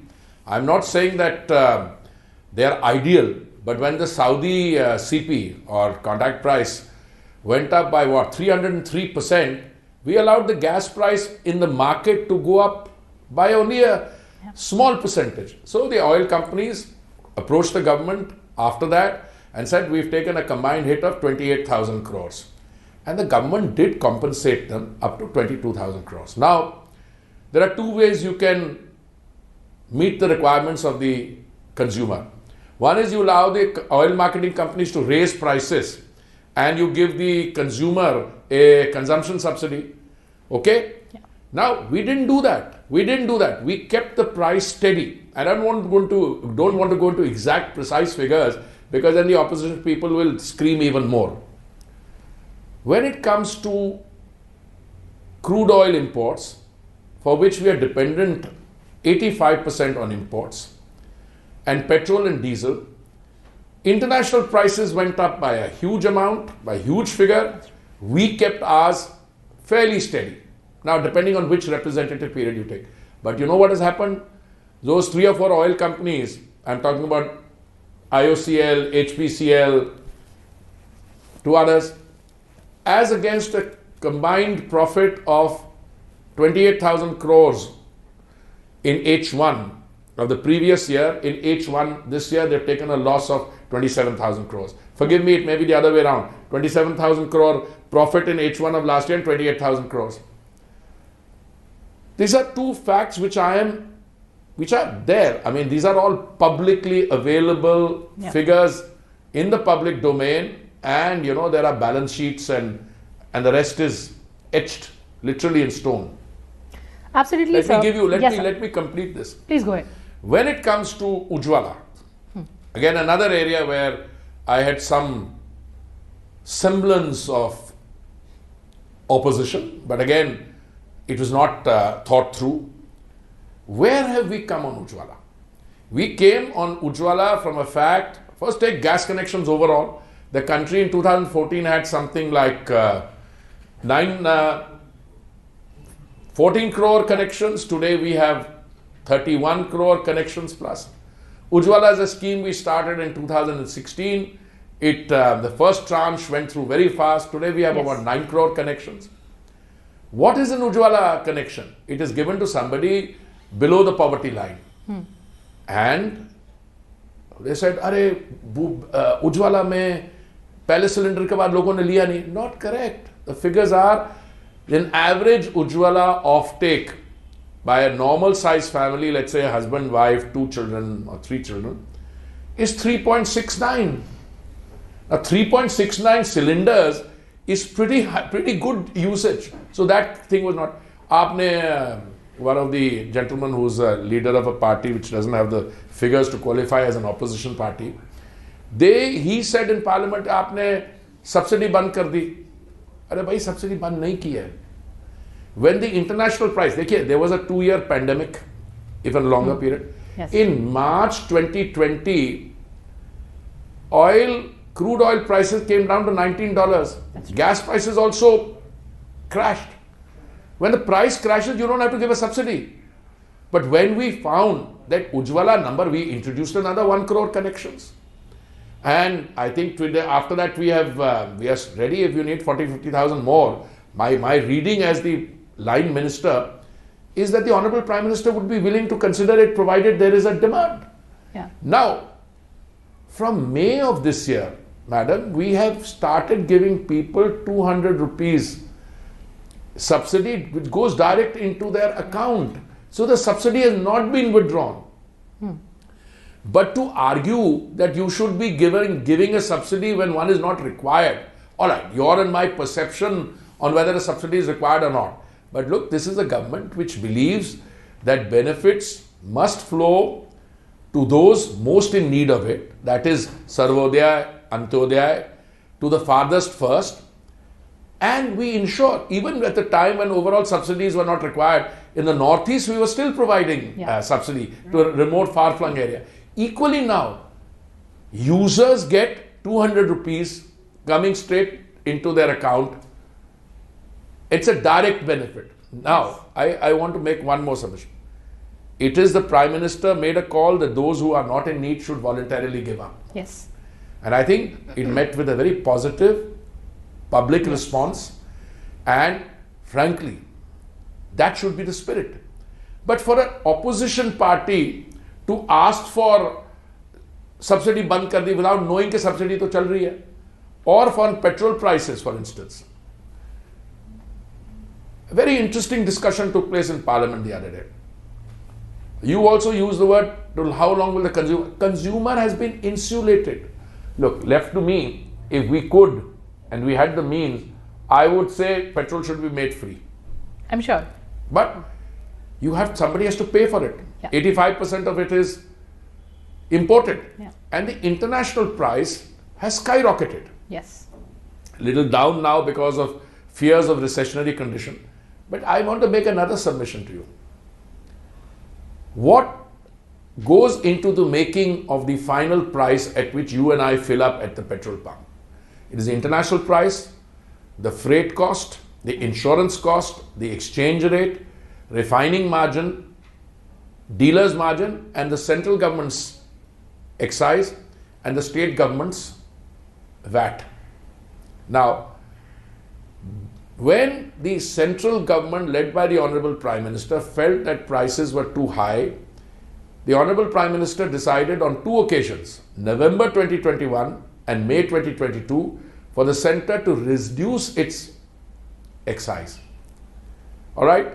Price of petrol, I think, came down by 13 rupees as a result of that. And he appealed, and so did we. We appealed to all the states to join in that. What happened is that the BJP states did likewise.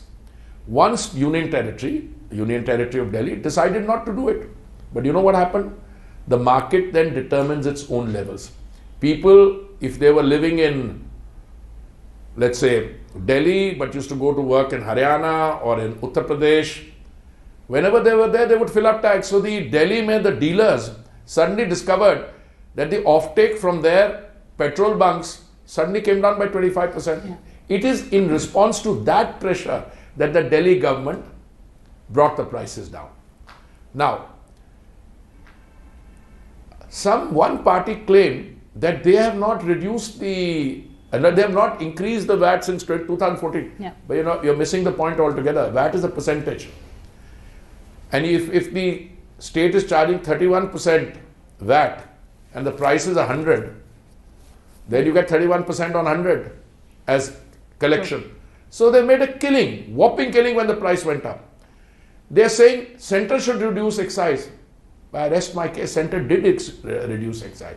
Centre reduced excise at a time when it was feeding 800 million people 3 meals of dry ration in a day, when it was producing 220 crores of vaccines for free distribution. So that is an artificial, false narrative which the opposition tried to create, and I'm sorry, they've fallen flat on that. Because facts can have to be countered with facts. Here we are talking about reduction. They said we haven't increased it. It's precisely the point. You haven't reduced it. Now look at the difference. In a BJP state, on an average, I think the VAT percentage is 17% they collect. They collect 32%. Now that explains why between state A and B, and I don't want to utilize, you're a channel of the parliament. Yes. Difference in petrol price between a state A and a state B, because there hasn't been reduction of VAT, can be as much as 10 rupees a litre. Now, if you fill up a normal car, let's say which has a capacity of 30-35 litres, normal, 10 rupees a litre is not insignificant. So you said facts have to be countered with facts. I still remember, and most of us do, how you check the facts of an international anchor or an international platform. I have another angle to that question. Now, Ukraine-Russia war, of course, it has completely threatened the global energy security, disrupted the supply chains, and going forward, it has perhaps fractured the trading relationships. So you've been an illustrious diplomat. Going forward, do you think we need to recalibrate our strategy, or we have new avenues? Madam, I would make one submission to you. The uncertainties in the global energy markets predate 24th February 2022. For anyone to suggest that the problem started on 24th February when the military action started by Russia or Ukraine, that's not correct. Global crude oil consumption per day is in the vicinity of 100 million barrels per day. If there is a 1% misalignment between demand and supply, price shoots up. Of course. Therefore, contrary to what we had been led to believe in 2021, when I newly became a minister, that it's only a question of time and by February of 2022, prices would align and they would come down. Now, you look at what happened in the world. During the pandemic, every economy, or those who could afford to certainly, one big economy pumped in $20 trillion of stimulus package into their economy. Now, even an undergraduate student of economics would tell you that once you pump in a large amount of money into an economy chasing the same set of goods and services by and large, you are producing an inflationary situation. Absolutely. So on top of an inflationary situation, if you have high oil prices, and this is something I told the major consumers who are friends of mine, said if you think you can have very high oil prices when the situation is already inflationary, you are, through policy-induced actions, actually encouraging the movement from an inflationary situation into a recessionary situation. Right. This is all discussion that we were having 6 months ago, 1 year ago. What happened after that? In May in Davos, I said you're not facing one crisis, you're facing three crises. The fertilizer crisis in many ways is equally serious as the fuel crisis. But you have a food crisis also, following from the fertilizer crisis. Absolutely. Now, today they would like to turn around and say, all right, we are happy with a higher oil price. Obviously, if you're a producer, it stands to reason. But equally, there is, what I submit to you, a self-fulfilling prophecy here. Because you are happy with a high price, you are also indirectly contributing towards a intensification of move towards a recessionary condition. Yeah. And when the recessionary condition comes, there is a fall in demand. Right. So, ghoom phir ke to, we are back there. What I find reassuring is that in a country like India, which is the fastest growing economy in the world, I'm not saying it to you, but I've been traveling last few days. Every airport is chock-a-block full. Every aircraft is chock-a-block full. Roads are chock-a-block full. And even at the height of the crisis, we did not allow, this is the important thing, a shortage of fuel to come and create a situation of anxiety. Even when there were torrential rains in the northeast, our oil companies were having their people carrying cylinders on their shoulders. Agreed. And how have we been able to manage it? Largely, I think there are 4 things we've done. Yes, sir. One is we've diversified the number of suppliers. We were importing, I think, from 27 countries. That's right. We are importing now from 39 countries. We are adding anyone who has any supplies in. In the process, Russia has moved from being a de minimis, a small-time supplier up to the end of 31st March 2022, now to being one of the major 3-4 suppliers. Some months they're even in the lead position. We will buy oil from wherever we have to because we owe a moral duty to our consumers. Absolutely. You see what happened in countries where it's not just affordability. Madam, there is a question of availability. Right. So we have to ensure availability, we have to ensure affordability. Then the diversification of supplies has also been accompanied by a massive thrust in opening up exploration and production. Right. Out of the 3.5 million square kilometers of sedimentary area, we've opened up 1 million, which was no-go area because either the Navy or the Coast Guard or ISRO, somebody had a problem with it. We've negotiated with them. Right. All right? We don't want to transgress into a national security issue, but they also have an understanding that we need to do exploration and production, and a million square kilometers is a lot of territory. Okay. Now, we have also moved, and then we moved very fast on the data, National Data Repository, as a result of which all the big players in the world, whether you're talking about BP, Shell, Chevron, Exxon, they're all coming here and they're at an advanced stage of coming. Next, madam, we have moved very fast in the area of biofuels. That's right. Let me give you an example. In 2014, our biofuel mix was, in spite of the best efforts, never crossed 1.5%. Today, we have crossed 10%. We've done it 5 months before time. 10% biofuel mixing at the rates prevalent then meant we saved 41,500 crores in terms of crude oil imports. Also, it meant we have been able to give 42,000 crores to our farmers. Yeah. We are making ethanol today from agricultural waste, from Pranali. We have at this time about 90 million liters of ethanol being produced from second generation technology. We are accelerating on compressed biogas. We have a very ambitious target of 5,000 SATAP plants. Right. But I think the real story, real game changer will come from green hydrogen. Yes. Indian companies are at the cutting edge of the research, of the investment.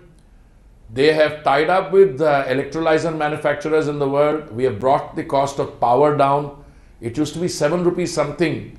Solar, we brought it down to what 2 rupees or so. From 25 cents, we brought it down to 3 cents. No other country has done that. So if you have the water, and now people are talking of making, green hydrogen from seawater. No, not just, reverse osmosis and that kind. Seawater, if you can start making it from seawater revolution you haven't had. Yes. I think on the energy front, and this is important because energy is a critical driver of economic growth. On all fronts, we are working hard, but I think the results are showing. And let me give you the good news. In a few days' time, E20 as a pilot, 20% mixed biofuel will be available at the pumps. It's not all pumps. We are taking the target of 2030 for 20% blending on biofuels. We're going to do it by 2024-25. We are also, CNG. People used to tell me, no, but CNG rates have gone up. This will affect the CNG auto industry. I think overall there's been a 10% growth in the CNG industry. And if you look at what's happening in the ecosystem, the next rollout of cars are all electric vehicles. And everybody's coming to this with a vengeance. That's true. So the submission I make to you is government's responsibility is to ensure energy security, which means availability and affordability. All the other stakeholders, in our OMCs in particular, our private sector is also doing well, but we had to insulate the economy at a particular time. And some of the things we have discussed are part of that insulation. Absolutely, sir. And before I end this conversation, these figures are very inspiring, sir. But the government also plans to become energy independent before we complete 100 years of our independence. Is that very ambitious given our import figures right now? It is ambitious and it is not ambitious. Okay. I have learned in the 5 years plus that I've been a minister that if you wait for targets to come from the ground up, and by the time they reach the decision-making level, maybe you are within the range, but I find that the targets which the Prime Minister has set, whether it's on environmental issues, what he said at COP26 at Glasgow, or this India will be in energy independent by 2047. Look, if your energy or your exploration and production goes up, you have another 1 million square kilometers where you will find the hydrocarbons. Yeah. You've got the basis on which you make a transition, and we are not diluting the transition even by a centimeter or by an inch. That's true. Because we are going into green hydrogen in a very big way, we are going into biofuels in a very big way. By 2024-25, we'll have 20% mix of biofuels. But why are we stopping at 20%? Because that is the amount of ethanol which the government guarantees as a buyback. So we calculated what is the amount of ethanol required for 20% based on current figures. It's about 1,000 crore liters. 1,000 crore liter. We were already making 455. Now we've intended to make the rest. But I have a feeling very soon, this inhibition we have on 20% limit, if enough ethanol is produced from alternate feeds, from maize, from agricultural waste, you will have a situation where people say, yeah, 20% pe kyun ruk rahe ho? The automobile industry will also adjust, and you will come into flexi fuel engines. Yesterday when I was at the India Energy Week, and I'm very happy we are having this conversation because we are planning a global event as part of our G20 presidency to hold a meeting of the India Energy Week, which will draw in more than 50 energy ministers, not only the G20 ones, the Asian ministerial, but more than 50 of the world's top CEOs, of the top companies, thousands of attendees. I mean, the figure will go up 20,000 plus. And yesterday we had a grand curtain raiser at the Bengaluru Palace. I think the buzz around is not only in India, but around the world, that India is where there is action. Because between today and 2047, since 2040 or 2047, you mentioned that figure, because Amrit Kal and 100 years as an independent nation. Madam, the issue is, we will be a Viksit Desh, a developed country, no issue. But by 2047, you would have done certain things E&P increase, your biofuels, your grid will become green. So the energy independence or total Atmanirbharta becomes doable. Absolutely. The limited submission I make is you have to work for it. It's not something you set a target and you can buy. But every part of the ecosystem, our oil marketing companies which have refineries, they're doing it. The other stakeholders, and I think the requisite government decisions to make that possible will also be forthcoming very shortly. So I'll borrow your statement to end this conversation. India is where the action is. On that note, thank you so much for this candid conversation. Thank you, madam. Well, viewers, that's all we have for you in this edition. Thanks for watching and stay tuned to Sunset TV. Goodbye from my side for now.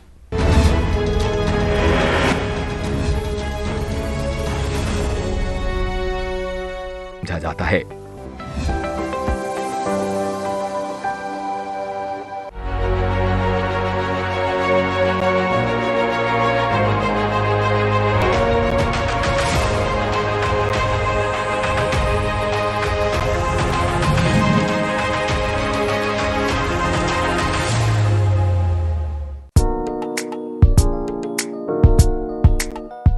Uttar Pradesh का देवरिया शहर अपने आप में इतिहास समेटे हुए है। मान्यता है कि देवरिया नाम की उत्पत्ति देवारण्य या देवपुरिया से हुई, जिसका शाब्दिक अर्थ है एक ऐसा स्थान जहां कई मंदिर हों। इसका नामकरण यहां स्थित प्राचीन देवरही माता मंदिर से भी जोड़ा जाता है। महान संत और सिद्ध पुरुष देवराहा बाबा ने भी सरयू किनारे इसी धरती पर वर्षों तप किया। ऐसी पावन धरती और तपोभूमि संसदीय क्षेत्र देवरिया के विकास की जिम्मेदारी इन दिनों डॉक्टर रमापति राम त्रिपाठी के कंधों पर है।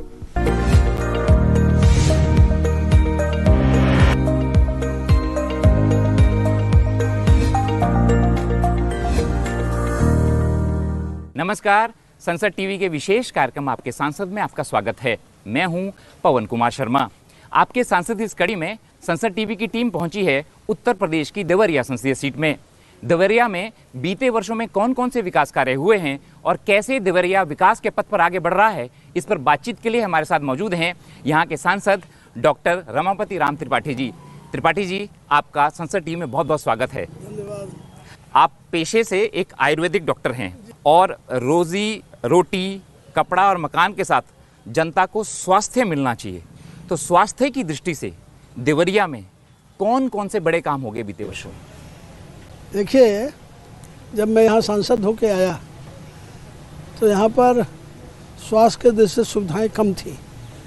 मेडिकल कॉलेज का शिलान्यास हो चुका था, घोषणा हो चुकी थी, लेकिन मेडिकल कॉलेज बन नहीं पाया था। तो मेरी पहली प्राथमिकता ये थी कि यहाँ का मेडिकल कॉलेज बने। तो मैं उसके लिए प्रयास किया और बहुत जल्दी समय में मेडिकल कॉलेज बन गया। मेडिकल कॉलेज बन गया तो एक स्वास्थ्य सुविधा हो गई। और कोरोना काल में महसूस हुआ कि यहाँ पर कहीं ऑक्सीजन प्लांट नहीं है। तो उस समय हम कुछ स्वयंसेवी संस्थाओं से भी आग्रह करके और स्वयं हम लोगों ने अपने फंड का उपयोग करके 7 जो ऑक्सीजन प्लांट है वो देवरिया में आज बन गए। अब ऐसी कोई आपदा आवे तो देवरिया वालों को बाहर नहीं जाना पड़ेगा। और यहाँ के हमारे प्राथमिक स्वास्थ्य केंद्र जो हैं, सीएससी में जो बदले, ये भी पूरे ज़िले में लगभग 8 ऐसे हैं जो आधुनिक सुविधाओं से सुसज्जित हैं। वहाँ आईसीयू भी है, वहाँ बेड भी है, वहाँ डॉक्टर भी हैं। तो स्वास्थ्य की दृष्टि से यहाँ के स्थिति में सुधार हुआ है। देवरिया में मेडिकल कॉलेज और अस्पताल खुलने से जहां स्थानीय लोगों में खुशी है, वहीं देवरिया से सटे यूपी और बिहार के कई जिलों के छात्रों को इसका विशेष लाभ हो रहा है। लोकल लेवल पे बहुत फ़ायदा होते हैं कि जैसे डिस्ट्रिक्ट हॉस्पिटल रहता है तो वो एक स्मॉलर एरिया में, जब मेडिकल कॉलेज खुल रहा है तो वो लार्जर एरिया को कवर कर रहा है। तो आपको एजुकेशन प्लस फैसिलिटीज़ प्लस आपको एक्सपीरियंस मिलता है और भी डॉक्टर्स का। ये मेडिकल कॉलेज का खुलना यहाँ देवरिया के जितने भी स्टूडेंट हैं उनके लिए काफ़ी बड़ी उपलब्धि है। घर के पास में मेडिकल कॉलेज है और कहीं दूर पढ़ने जाना नहीं पड़ेगा, यहीं पे सब मिल जा रहा है। तो ये काफ़ी अच्छी बात है। मेडिकल स्टूडेंट्स के साथ ही प्राध्यापक भी देवरिया में मेडिकल क्षेत्र में हुई उन्नति को बड़ी उपलब्धि मानते हैं।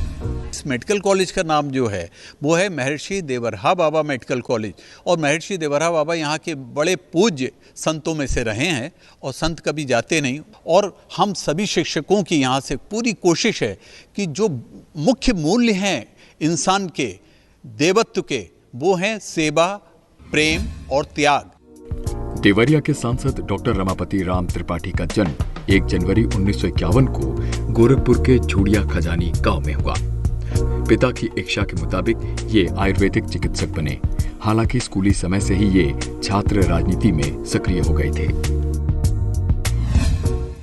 मैं महात्मा गांधी इंटर कॉलेज छात्र संघ का 1969 में छात्र संघ का मैं विद्यार्थी परिषद के उम्मीदवार के रूप में महामंत्री चुना गया, और फिर 1971 में मैं बिहार में S1Y इंटर ये आयुर्वेदिक कॉलेज में मेरा नामांकन हुआ।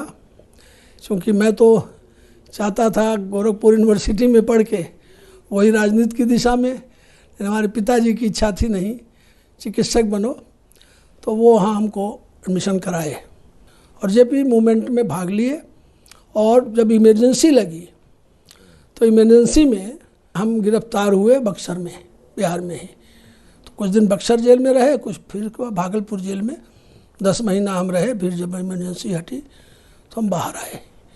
फिर उसके बाद 80 में जब भारतीय जनता पार्टी बनी, जनता पार्टी से अलग होके, तो मैं उसमें सम्मिलित हुआ।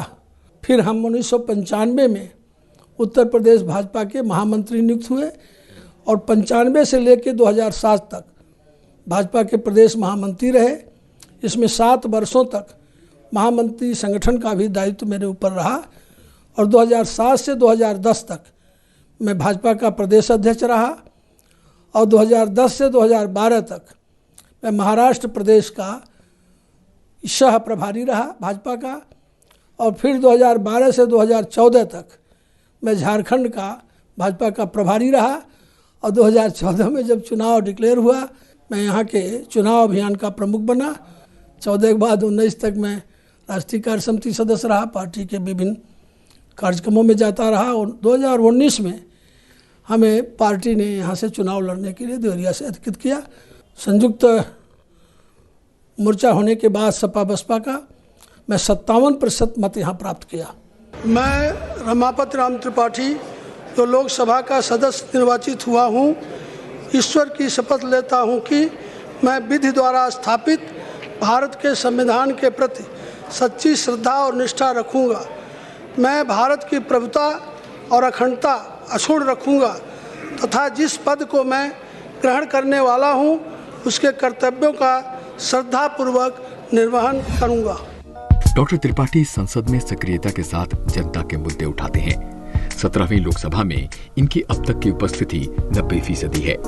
इन्होंने जनहित से जुड़े 116 प्रश्न संसद में पूछे हैं और विधायी कार्य के दौरान 21 चर्चाओं में हिस्सा लिया है। ये 4 प्राइवेट मेंबर बिल संसद में पेश कर चुके हैं। डॉक्टर त्रिपाठी विज्ञान और तकनीकी संबंधी स्थायी समिति एवं पर्यावरण, वन और जलवायु परिवर्तन संबंधी स्थायी समिति के सदस्य हैं। ये स्वास्थ्य मंत्रालय की सलाहकार समिति के सदस्य भी हैं।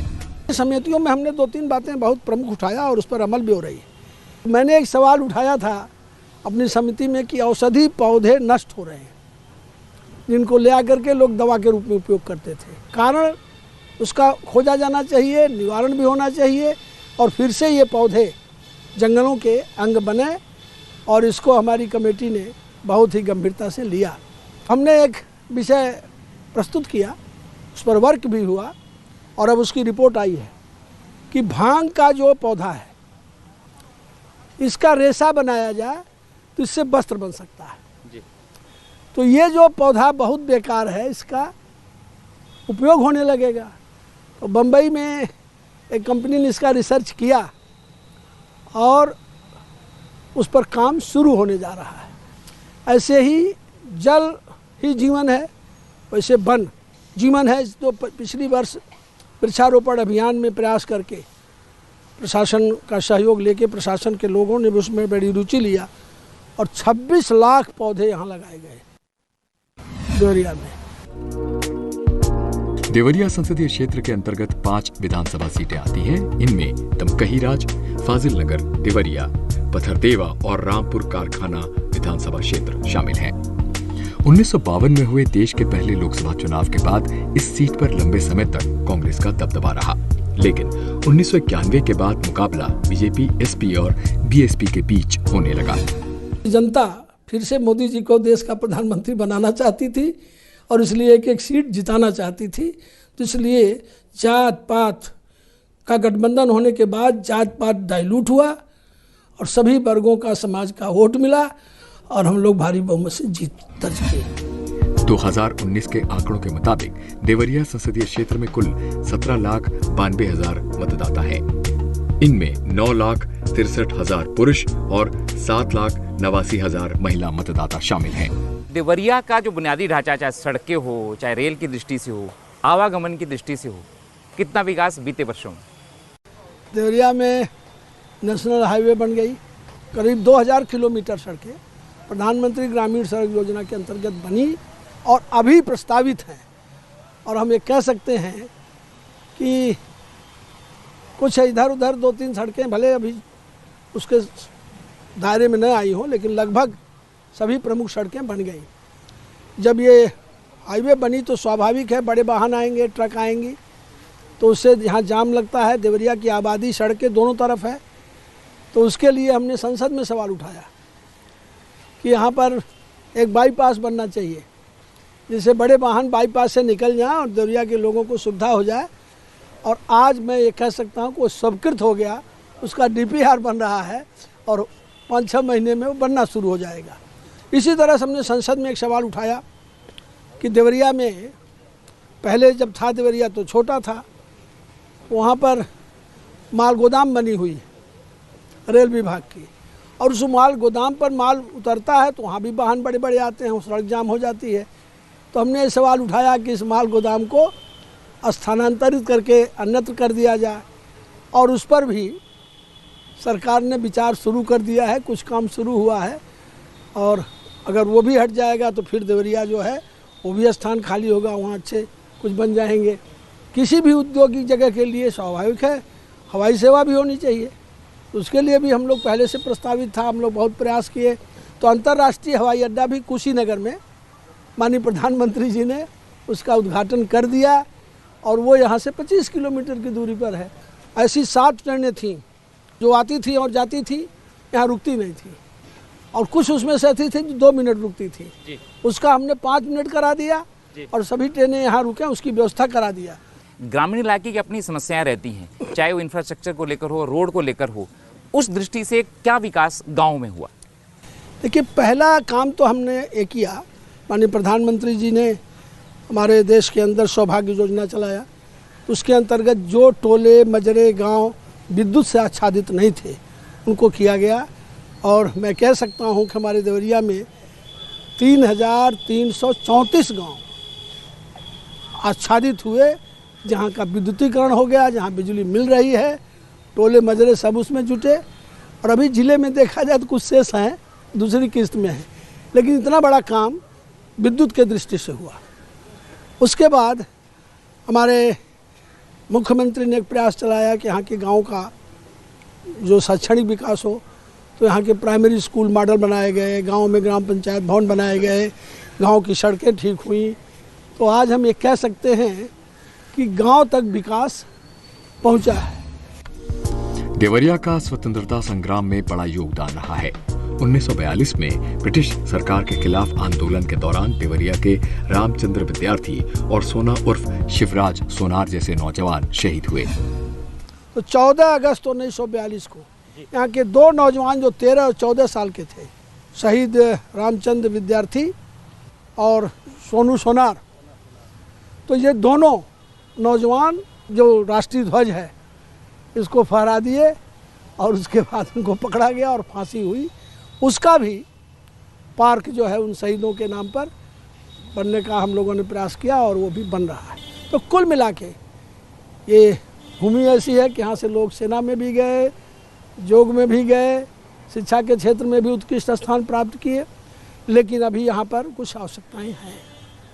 अभी जैसे देवरहा बाबा के बाद आप नाम सुने होंगे बाबा राघवदास, जो स्वतंत्रता संग्राम के सेनानी भी थे और बाद में विनोबा भावे के साथ लगे थे। उन्होंने यहाँ के रहने वाले नहीं थे, फिर भी इन्हीं को कर्मभूमि बनाया और उन्होंने शिक्षा के क्षेत्र में देवरिया में एक कीर्तिमान स्थापित किया। देवरिया संसदीय क्षेत्र में जल जीवन मिशन के अंतर्गत अच्छा काम हुआ है। प्रधानमंत्री ने जब से देश की जनता से अपने गांव में अमृत सरोवर विकसित करने का आह्वान किया है।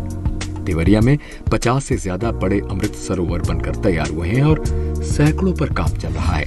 हर घर में शुद्ध जल टोटी द्वारा पहुंचाया जाएगा, इसके लिए टंकियां बनाने का अभियान चला और हमारे संसदीय क्षेत्र में 54 टंकियां बन के तैयार हैं और कुछ जगहों पर उससे जल वितरण भी शुरू हुआ, कुछ पर होने वाला है। हमारे संसदीय क्षेत्र में 113 सरोवरों का चयन हुआ है और जिसमें से लगभग 50 तो बननी शुरू हो गई, कुछ बन के कंप्लीट भी हो गई। और जन जागरण इसके लिए मैं किया, गाँवों में भी गया, लोगों को प्रेरित किया और अच्छी बात है कि आम जन इसमें रुचि ले रहे हैं। डॉक्टर त्रिपाठी ने अंत्योदय साधक नाम की एक पुस्तक लिखी है। अंत्योदय यानी समाज के अंतिम पायदान पर खड़े व्यक्ति की मदद के लिए ये हमेशा तत्पर रहते हैं। सहज रूप से लोगों से मिलना और उनकी समस्याओं को सुनकर उनका तुरंत निराकरण करना हमेशा डॉक्टर त्रिपाठी की प्राथमिकताओं में शामिल रहता है।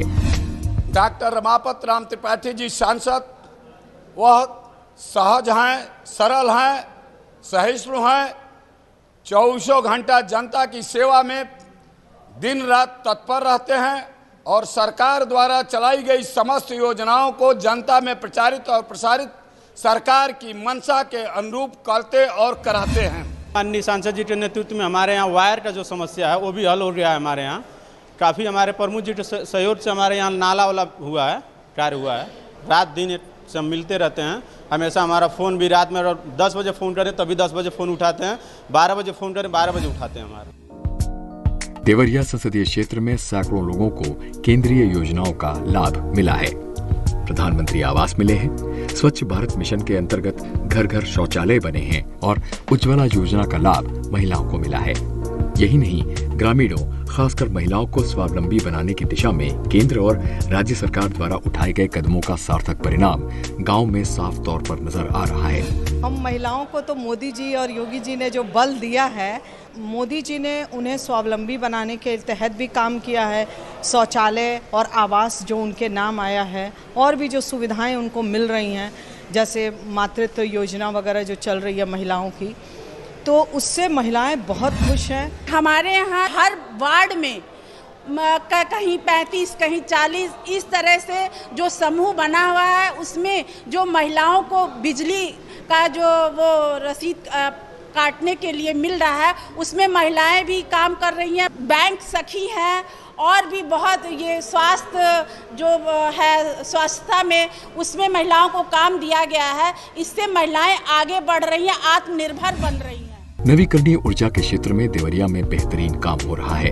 यहाँ 100 एकड़ से भी बड़े क्षेत्र में बड़ा सोलर प्लांट लगाया गया है, जहाँ 400 मेगावाट से ज्यादा बिजली का उत्पादन हो रहा है। सांसद डॉक्टर रमापति त्रिपाठी का दावा है कि बिजली के मामले में देवरिया जल्द ही आत्मनिर्भर बनेगा। औद्योगिक जो क्षेत्र है आपका वो बड़ा है, उसमें कितने लोगों को रोजगार मिला है, खासकर युवाओं को, उस दृष्टि से क्या हुआ है? अब देखिए, यहाँ जब मैं आया संसद सदस्य के रूप में, तो 2 औद्योगिक क्षेत्र यहाँ थे सरकार द्वारा घोषित। एक पूर्वा के पास है, एक उसरा में। पूर्वा के पास वाले में तो कुछ छोटे छोटे उद्योग 2-3 काम कर रहे थे, लेकिन कुछ उद्योग बंद थे और उसका दूसरा प्रयोग हो रहा था। और उसरा में तो उद्योग लगना शुरू नहीं हुआ था, तो हमने प्रयास किया, उद्योग बंधुओं को भी बैठाया, उद्योग संबंधित अधिकारियों को भी बैठाया। तो यहाँ पर एक डिस्टिलरी जो उसरा है, वहाँ पर एक डिस्टिलरी आई, लग गई, बन गई, अब चलने वाली है। तो उसमें कम से कम 4000 लोगों को रोजगार मिलेगा। उसी तरह से वहाँ और 2-3 उद्योग, छोटे छोटे पार्ट बनाने के, ये चिप बनाने के, ये भी लग रहे हैं। तो उसरा जो एकदम बंद था वो भी शुरू हुआ। और फिर हमने प्रयास किया एक स्थान है बोड़िया गांव है, तो बोड़िया में हमारे पास एक सौर ऊर्जा बनाने वाली कंपनी के लोग आए, हमने उनको निमंत्रित किया और किसानों से बात करके किसानों की ज़मीन किराया पर उपलब्ध करा के आज वहाँ 100 एकड़ से ज़्यादा ज़मीन उस कंपनी के पास हो गई और 400 मेगावाट ये सौर ऊर्जा देवरिया में बनेगी। लगभग वो भी बन के तैयार है, कुछ समय में चालू हो जाएगा। तो इस प्रकार से देवरिया जगमगा जाएगा और देवरिया अपना तो बिजली उपयोग करेगा, हम उद्योगों को भी बिजली देंगे, बाहर भी बिजली देंगे और उससे यहाँ के उद्योगों में फिर से विकास शुरू हो जाएगा। सौर ऊर्जा का जो प्लांट है उसको हमने भी देखा और उसमें अभी भी अच्छा उत्पादन हो रहा है। तो आप कह रहे हैं कि बिजली की दृष्टि से देवरिया आत्मनिर्भर बन जाएगा? जी हाँ, स्वयं आत्मनिर्भर तो बनेगा ही। आसपास के 400 मेगावाट बिजली पैदा होगी, आसपास के जिलों को भी बिजली यहाँ से जाएगी। और सबसे बड़ी बात होगी कि औद्योगिक क्षेत्र जो घोषित हुआ, जो ज़मीन बेकार पड़ी थी, अब उसमें उद्योग भी तेज़ी से लगेंगे, क्योंकि विद्युत भी उद्योग के लिए एक आवश्यक अंग है। जब तक उद्योग नहीं लगेंगे तब तक यहाँ के लोगों को रोज़गार भी नहीं मिलेगा, क्योंकि एक उद्योग अगर लगता है तो एक पाते हैं प्रत्यक्ष रोज़गार जो उसमें सर्विस करते हैं। बाकी चाय वाले का, दुकान वाले का, खुंचा वाले का, छोटे छोटे उद्योग विकसित हो जाते हैं, तो ये सब उसमें रोजी पाते हैं। ये हमारे दृष्टि में है और इस दृष्टि में प्रयास कर रहा हूँ। सांसद डॉक्टर त्रिपाठी औद्योगिक क्षेत्रों के विकास के साथ ही अपने लोकसभा क्षेत्र में लघु उद्योगों को बढ़ावा देने के लिए जोर शोर से जुटे हैं। संसदीय क्षेत्र में आत्मनिर्भर भारत और वोकल फॉर लोकल को ग्रामीण स्तर पर साकार करने और सरकार द्वारा चलाई जा रही योजनाओं की जानकारी पहुंचाने के लिए लगातार प्रशिक्षण कार्यक्रमों और प्रदर्शनियों का आयोजन किया जा रहा है। देवरिया संसदीय क्षेत्र नदियों से घिरा है। यहाँ के लोग हर साल बरसात के दौरान बाढ़ की विभीषिका से दो चार होते हैं। हालांकि बीते वर्षों में मजबूत बंधे और ठोकर बन जाने से डूब क्षेत्र में बड़ी कमी आई है। आपके संसदीय क्षेत्र में कितना इलाका बाढ़ प्रभावित है और बीते वर्षों में, क्योंकि लोग परेशान होते हैं, उस दिशा में क्या कुछ हुआ है? देवरिया जनपद नदियों से घिरा हुआ जनपद है। यहाँ पर बड़ी गंडक, छोटी गंडक, राप्ती, गोर्रा, सरजू, ये सब नदियाँ देवरिया को चारों तरफ से कहीं न कहीं से जाती हैं। उसके अलावा कुरना नाला है, बासी नाला है। तो कुल मिला करके इस ज़िले की एक प्रमुख समस्या बाढ़ रही है। हमारे निर्वाचन क्षेत्र के दो क्षेत्र आते हैं, कुशीनगर के फाजिल नगर और तमकोही। तो वहाँ जो गंडक है बड़ी भयानक नदी है, नेपाल से निकलती है और सीधे वो विनाश करते हुए जाती थी। हर वर्ष वहाँ पर 500-700 गांव प्रभावित हो जाते थे। लेकिन हमने प्रयास किया, उत्तर प्रदेश सरकार के हमारे जो जल शक्ति मंत्री थे उनसे बात किया, माननीय मुख्यमंत्री जी से बात किया और 200 करोड़ से अधिक रुपया उस पर स्वीकृत हुआ। और आज वो बंधा ऐसा बन गया कि 19 के बाद आज तक वहाँ बाढ़ नहीं आई, अस्थाई समाधान हो गया, वहाँ की जनता बिल्कुल खुशहाल हो गई जी। इसी तरह से हमारे यहाँ कुरना नाला, इसको खनवाया, बासी नाला, उसको खनवाया। तो जितना संभव प्रयास है वो हो रहा है। हमारा जो जीरो बंधा इस लोकसभा का तमकुही राज विधानसभा एक ऐसा विधानसभा था जहां लगभग लाखों एकड़ फसल, हजारों घर प्रति साल बर्बाद होते थे। उसका अस्थायी समाधान इस सरकार और डॉक्टर रमापति राम त्रिपाठी जी के सहयोग से संपन्न हुआ है। इस साल, पिछले साल, जबकि बहुत पिछले साल पानी हुआ था, बाढ़ आई थी, लेकिन हमारा जिला पूरी तरह से सुरक्षित था। देवरिया संसदीय क्षेत्र के फाजिल नगर स्थित पावा नगर को धार्मिक रूप में विकसित किया गया है। भगवान बुद्ध ने पावा नगर में ही अंतिम भोजन किया था और जैन धर्म के 24वें तीर्थंकर भगवान महावीर यही निर्वाण को प्राप्त हुए थे। सांसद जी की क्या सोच है, वो जब आए तो उन्होंने इसको कैसे गति दिया। जिसने जो कभी करना शका कर दिखाना है, हम आप के हैं, आप को भी यह दिखाना है।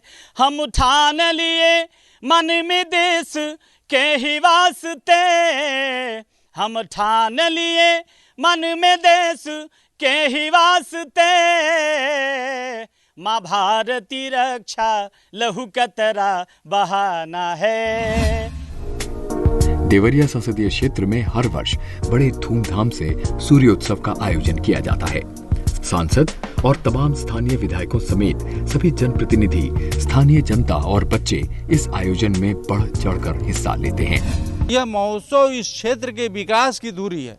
इसमें कंपटीशन होते हैं, साइकिल दौड़ होती है, मैराथन दौड़ होती है, नाट्य प्रतियोगिताएं होती हैं, विभिन्न स्कूलों के बच्चे आते हैं और स्थानीय कलाकार भी आते हैं। और ये इस महोत्सव का ही देन है कि इस मंदिर के सामने जो आप तुरपट्टी से फाजिल नगर की 10 किलोमीटर की सड़क देख रहे हैं, ये योगी सरकार में इस सड़क जो है वो सीसी रोड बनी। देवरिया संसदीय क्षेत्र में युवाओं और खिलाड़ियों के लिए खेल सुविधाएं भी विकसित हो रही हैं। खेल मैदान के साथ जिम और पार्कों में ओपन जिम जैसी सुविधाओं के साथ ही गतिविधियों को भी बढ़ावा मिल रहा है। देवरिया के जो युवा हैं उनके लिए, उनके खेल के लिए किस तरह से योगदान दे रहे हैं? मैंने उसको भी प्राथमिकता में लिया जी। और प्रशासन से भी बात किया, हमने स्वयं अपने निधि से भी उसमें सहयोग किया। और इसी के बगल में एक पार्क है जिसमें खेल के दृष्टि से जिम बन गया, फील्ड बन गई, और उसमें अभी बच्चों के व्यायाम करने के लिए, लड़ने भिड़ने के लिए अखाड़ा जो बनता है वो गद्दे वाला अखाड़ा बनवाने जा रहा हूँ। कुल मिला के खेल के लिए भी सुविधाएं जो आवश्यक हैं जुटाई जा रही हैं, और आगे जो और कमी है वो भी प्राथमिकता भी है। इस पार्क में भी मैं ये महसूस कर रहा हूँ कि एक ओपन जिम यहाँ भी होना चाहिए। लोग आते हैं यहाँ, योगा करते हैं, टहलते हैं, जिम भी करें। डॉक्टर त्रिपाठी खुद को फिट रखने के लिए नियमित तौर पर सूर्य नमस्कार और योग करते हैं। ये न सिर्फ स्वयं योग करते हैं बल्कि अपने पूरे संसदीय क्षेत्र में लोगों को योगाभ्यास करने के लिए प्रेरित भी करते हैं।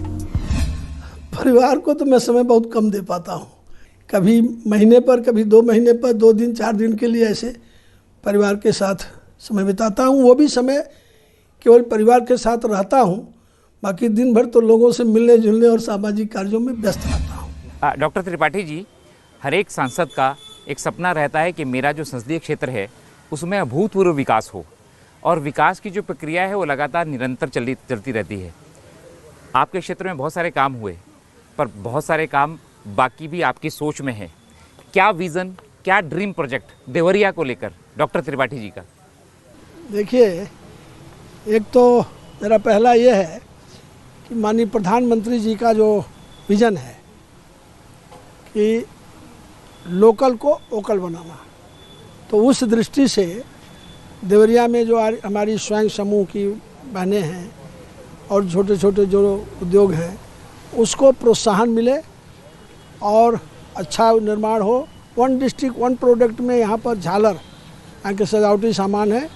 दूसरी चीज़, ये गन्ना बहुल इलाका रहा, यहाँ मिलें बहुत थी और 7 मिलें बंद पड़ी हैं यहाँ और कुछ नगर मिला के। तो उसके लिए भी हम प्रयासरत हैं कि यहाँ 1-2 चीनी मिल और लगे, और माननीय मुख्यमंत्री जी भी इसके लिए आश्वासन दिए हैं। शिक्षा के क्षेत्र में मेरा ध्येय है कि इस ज़िले में एक कृषि विश्वविद्यालय की स्थापना हो, और उस दृष्टि से भी प्रयास आगे बढ़ा है। जब बहुत कम्युनिकेशन नहीं था, साधन नहीं था, तब यहाँ के लोग IAS IPS बने। तो उस प्रतिभा को यही शिक्षा मिले, इसलिए IIT भी यहाँ हो, IIM हो, ये भी मैं प्रयास कर रहा हूँ। और साथ ही यहाँ जो हमारे किसान बंधु हैं, इनका जो लोकल उत्पाद है वो कैसे वोकल हो, तो उस दृष्टि से भी यहाँ के लोगों को प्रोत्साहन दिया जा रहा है और लोग उसमें रुचि ले रहे हैं। तो मेरा ये सोच है कि देवरिया जो अविकसित जिलों में था, अब विकासशील जिलों की श्रेणी में आया है।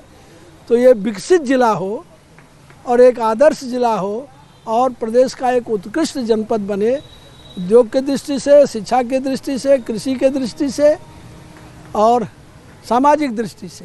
ये हमारा प्रयास है, जिस पर निरंतर हम लोगों से संपर्क करते हैं, चर्चा करते हैं, प्रोत्साहित करते हैं। और मुझे खुशी है कि यहाँ के लोगों ने भी उसमें रुचि लिया है, आगे बढ़ के उसको अपनाया है। और आज हम ये कह सकते हैं कि देवरिया के जो हमारी जनता है, जो हमारे लोग हैं, उनका मुझे बहुत स्नेह भी मिल रहा है, समर्थन भी मिल रहा है और उस अभियान से जुट रहे हैं। तो डॉक्टर त्रिपाठी जी का साफ कहना है कि देवरिया को चाहे शिक्षा का क्षेत्र हो, चाहे औद्योगिक क्षेत्र हो, चाहे कृषि का क्षेत्र हो, उसको वो लगातार आगे ले जा रहे हैं और उसमें प्रयासरत भी हैं। डॉक्टर त्रिपाठी जी, आपने संसद टीवी के लिए समय निकाला, आपका बहुत बहुत धन्यवाद।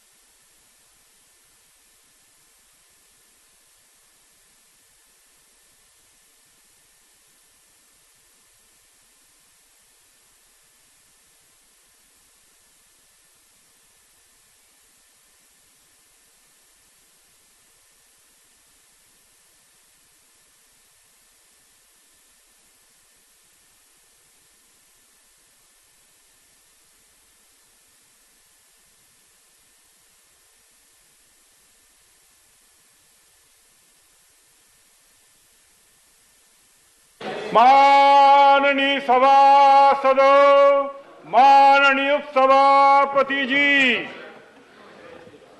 श्रीमती रंजीत रंजन नहीं है, मी Yagnik,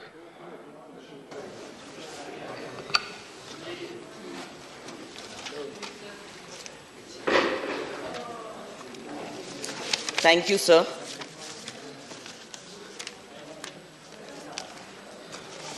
For giving me this opportunity to speak on the appropriation bills number 4 and 5.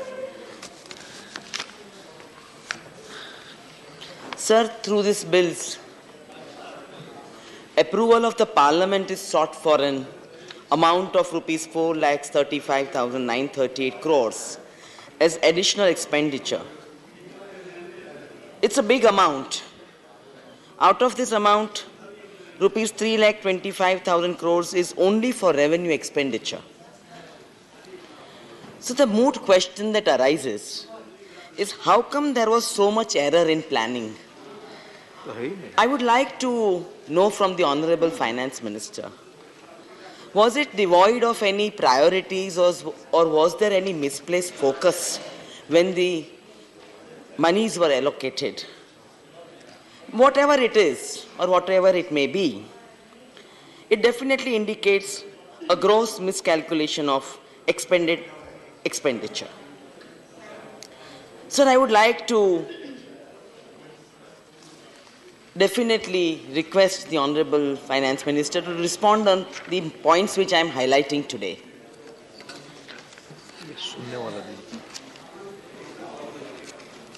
Sir, if we look at the Manrega scheme, the allocation that was done seems to have been under-allocated because the demand of Manrega still is there. It was during COVID times and post-COVID times also it continues.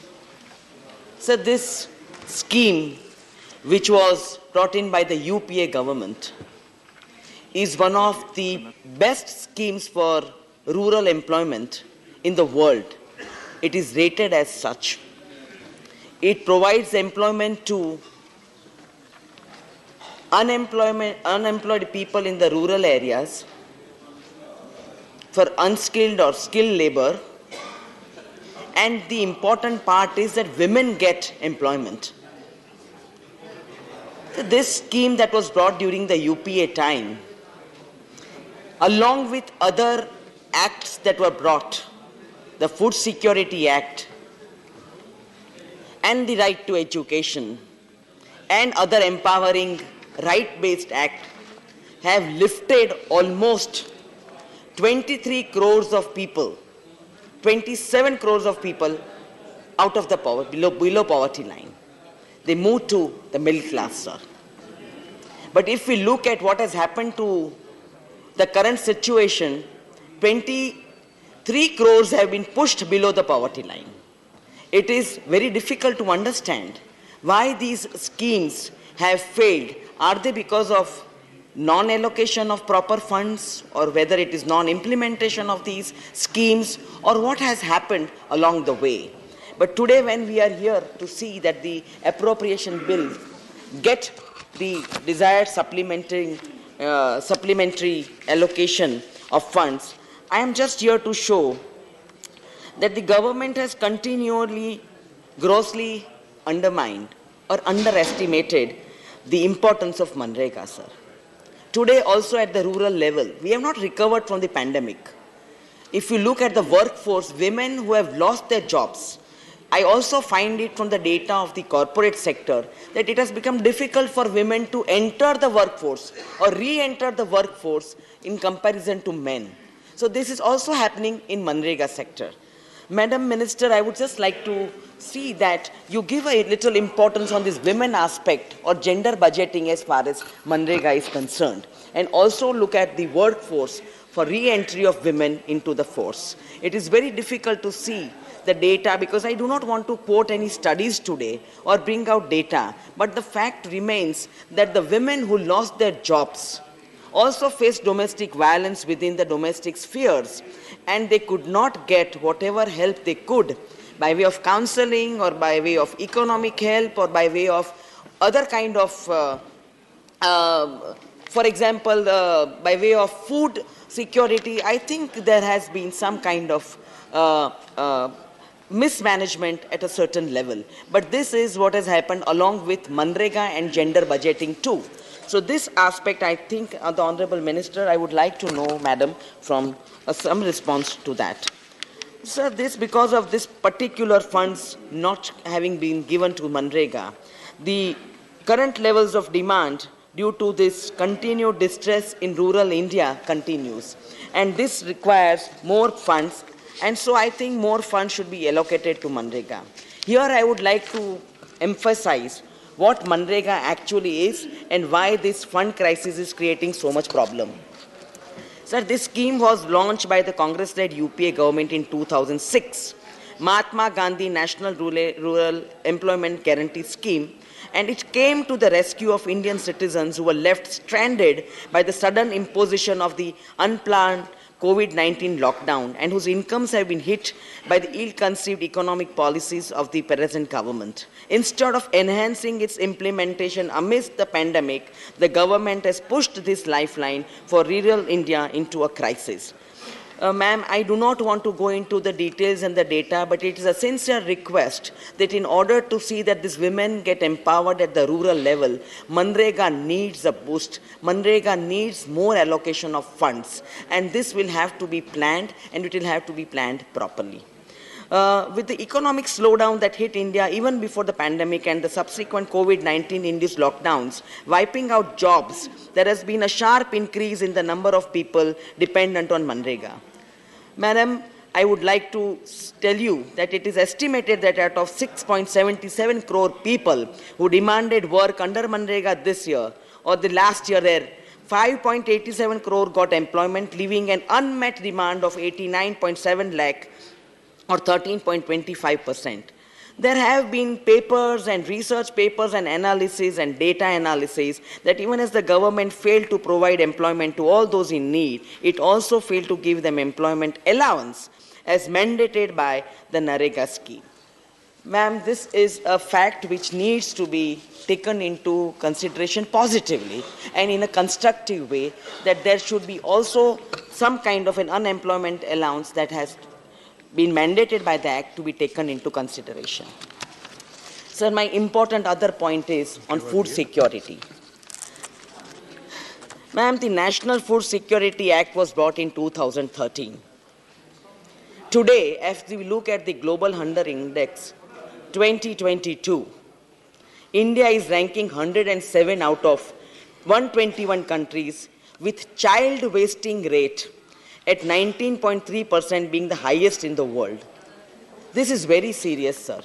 Child wasting, child stunting, the malnourished children, they form a significant component of our society. And there are solutions. I'm sure the government knows what investments are required, but there seems to be a problem of policy implementation and lack of political will. Sir, Honorable Member of Parliament Shri P. Chidambaram ji had earlier asked the pertinent question to the present government: when will the Honorable Prime Minister address real issues like malnutrition, hunger and stunting and wasting among children? 22.4 crore people in India are considered undernourished. We are all waiting for that answer till today. Sir, we are forgetting our children. Children who are malnourished, who are wanting proper nourishment, and that is why this Food Security Act of 2013 was brought in.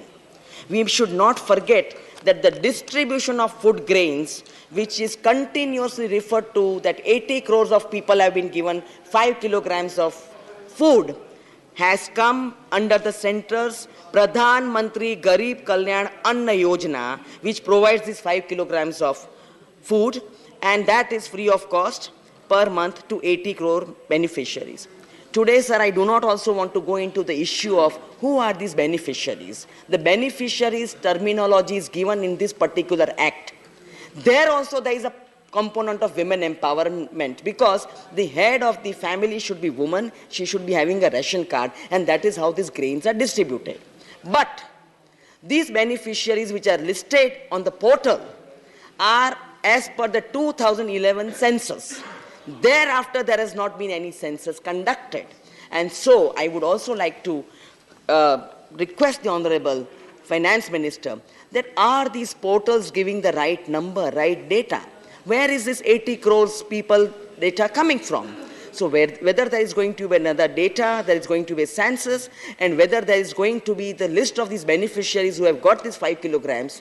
And let's not forget, this is again because of the act that the UPA government brought. So this is the second scheme that the UPA government brought to lift out people from below the poverty line to some good income level. Sir, the third point which I would like to bring to the notice of the Honorable Finance Minister is that when we talk about the allocation of funds, sir, this 5 kilogram of food grains to 80 crore people somehow, I think, has not been able to lift us from the below poverty line, and that I think needs to be taken care of, whether the allocation of funds happens or doesn't happen. But when we are talking about a supplementary allocation of funds, I think these priority areas or these areas which need focus for the economy to be boosted, to see that the country, our nation, India, stands out, this needs to be taken care of. Now, coming to the third point, which is very important, again, for the growth of our country's economy, is the MSME sector. So time and again we hear 6.3 crores of medium, small and micro industrial units. It employs 11 crores of people. But where are those 11 crores of people getting employment? Where are these units? We hear the ministers and we hear the FICCI and ASSOCHAM and CII industrial clusters speaking about industries, but these are big industries. We are talking of small industries in the MSME sector. Were they allocated the right funds? We have the portals. Do these people in the cooperatives, in the collectives, the women collectives, at the village level, at the rural level, where they are coming out with small clusters, are they getting to the banks, to the credit facilities, to these portals? Do they have the digital platforms? Do they have the awareness?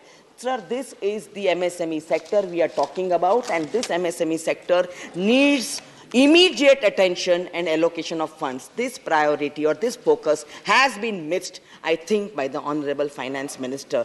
I would urge her, I would request her to respond on this very important point, because this MSME sector is the backbone of India's economy, and it will be broken, it will not come up to the mark unless and until incentives that are meant for these people, the portals that are made, number of portals are made, but where is that digital platform? Where is that access to these digital platforms? Where is the awareness among these people that yes, here I qualify to be an MSME unit. Here we are 8 women collecting together to form a collective. We want to go for a micro-industrial unit. How does she know about it? How are these portals working? So are these allocation of funds focused? Are they having any priority? What are these funds doing then? And that is the moot question, I think. Supplementary funds can be allotted. The House will not have any issue on that. But I would like to know, okay, where are these focus, where are these priorities lying? So women again is a part of MSME. And again she has to go to the banks. From the data we get, the credit facilities, it's very difficult for her to access the banks, to go to the banks, to get that funds, to know how to go about with that funds, the wherewithal, the understanding, the awareness, and how to train them ultimately, whether there are procurement issues from the industry, where there's a percentage count that women can go and get this procurement. Where are these wherewithals? How do the women of this country know about them? So the third point is gender budgeting. And gender budgeting also includes violence against women, taking care of that particular point. Women were pushed into the domestic spheres because of COVID. The COVID phase has been over now. But those women who were pushed into those domestic spheres, the data shows that the women suffered domestic violence. There was no way they could get help from the helpline numbers. They are again in abundance. They couldn't reach counseling centers. They couldn't have economic independence. They couldn't get any help from family because there was isolation processes going on. Sir, this gender budgeting was meant at that time I remember very clearly, to see that Honorable Finance Minister's resolve that the women should be there as part of the development, general development of economy in the country. But I think it has failed in a sense. The crime record shows that there was 30% rise in these kind of crimes. The kidnapping, abduction, I don't want to go to the crime records right now or the data of that. But women need this gender budgeting. The allocation has to be multifold, not double. It has to be multifold because they are connected to education. Now, if you look at the education of women, there have been a very, very strong data on dropout of girl children. Safety and security being the main reason why the girls are not sent to far-off schools. The second thing is, we brought the Right to Education Act, again, a very, very third laudable scheme, an act of the UPA government, which lifted the women out of that undereducated societal strata to come to power empowerment, educational empowerment. Education gives an empowerment, and these women, you find them at every level. The fourth aspect, which is coupled with this particular aspect, is that political empowerment, which I think Rajiv Gandhi did his best to bring at the local panchayat level. And it has fructified today that we have got more than 1 lakh women sarpanches in the country in the last 2.5 decades. But that political empowerment alone will not happen unless you have allocation of funds for women, for women's education, for women's empowerment. Sir, another thing where gender budgeting is concerned is that when we want the women to have their children study online post-COVID, we want women to study, we want women to stand out and take decisions. And we all the time, I hear democracy, participatory democracy, but you don't want women in decision-making positions. Unless and until you give them the education, they will not be able to empower themselves or take part in decision-making processes in a participatory democracy like India. This gender budgeting will go a long way, Madam Minister. Please see that this allocation is multifold. We want women at all the levels in the workforce, whether it is political empowerment, whether it is education empowerment, or whether it is digital empowerment, because we continuously hear that we want digital India, we want make in India. So the earlier point where I was talking about MSME sector, where women collectives want empowerment, that is where make in India also comes into the picture. How are women going to do anything where they want to participate in Make in India if they do not have the funds, if they do not know the wherewithal, they do not have that education, or they do not have that awareness. And the second thing where you need this empowerment in order to make them safe, so these funds need to bring women empowerment, and gender budgeting needs more allocation. I think it should have been prioritized, focused, and should have been a major concern in order to see that India becomes an empowered nation. So a fifth point I want to talk about is digital India. Everywhere there are portals. You take MSME sector, it is Udyam portal, Sambandh portal, Sage portal for senior citizens. I just discovered senior citizens who are not able to go for a proper employment. For them also there is a portal. Portals everywhere. But where is the digital access? Who is giving the digital access, and to whom? The children who get online education, they find pornographic sites pop up. Where is cyber security? So where are the funds allocated going to if they are not for educating children, educating women, educating and empowering women? These are the issues that the funds need to be used for, and that is why I want this gender budgeting and education budgeting to be multifold. And so if this supplementary expenditure which has happened and which has not taken this into account needs to be taken into account. So last and the most important point is that it was very sad for me, just one point, sir, very sad for me to learn from the data that 32 million Indian children have never been to any school. So this is a topic that touches my heart all the time. I find members of parliament shouting and taking all kinds of digs and bits at previous governments. But these three acts which I have talked about are by the UPA government, the education part, the food security part, and the employment part. And yet, despite all this, our children are not being able to go to primary school. What is that which is holding them back in not seeing that the Anganwadis are furnished, there are more children, more facilities? I think this last point I would like to urge to the Honorable Minister that kindly look into this fund allocation and see that our children, they are the future of the country. If they are not educated, then I think this Make in India, Digital India, Go to India, Do this India will not work, sir. It has to be the children who have to be given education and they have to be empowered. There is one more Thank you very much, sir. Very good. Thank you, sir. Shri Arun Singh.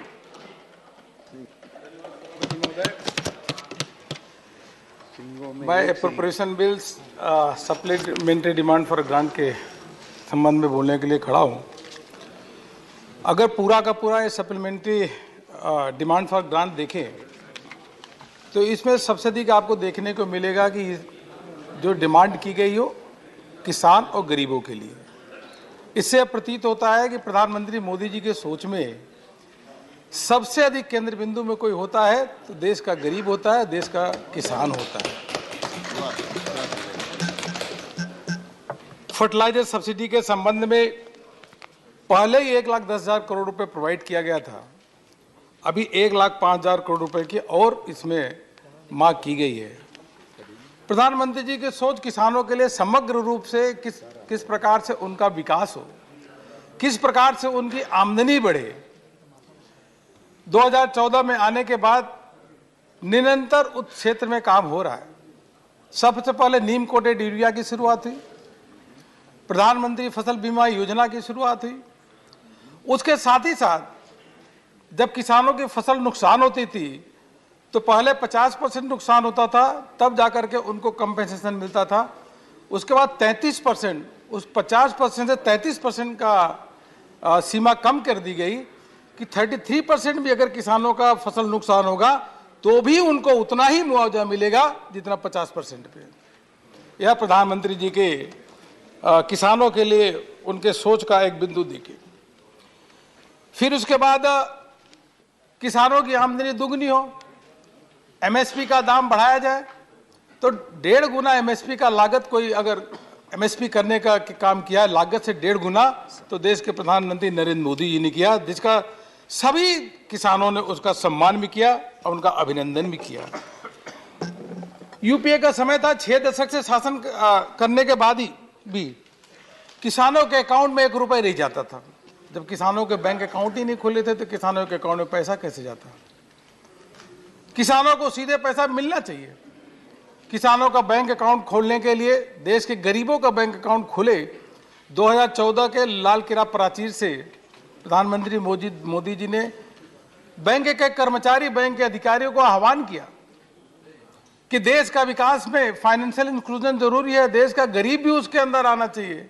जब तक गरीब का विकास नहीं होगा, वो financial inclusion में नहीं होगा, समावेशी विकास नहीं होगा, तो देश का विकास कैसे हो सकता है?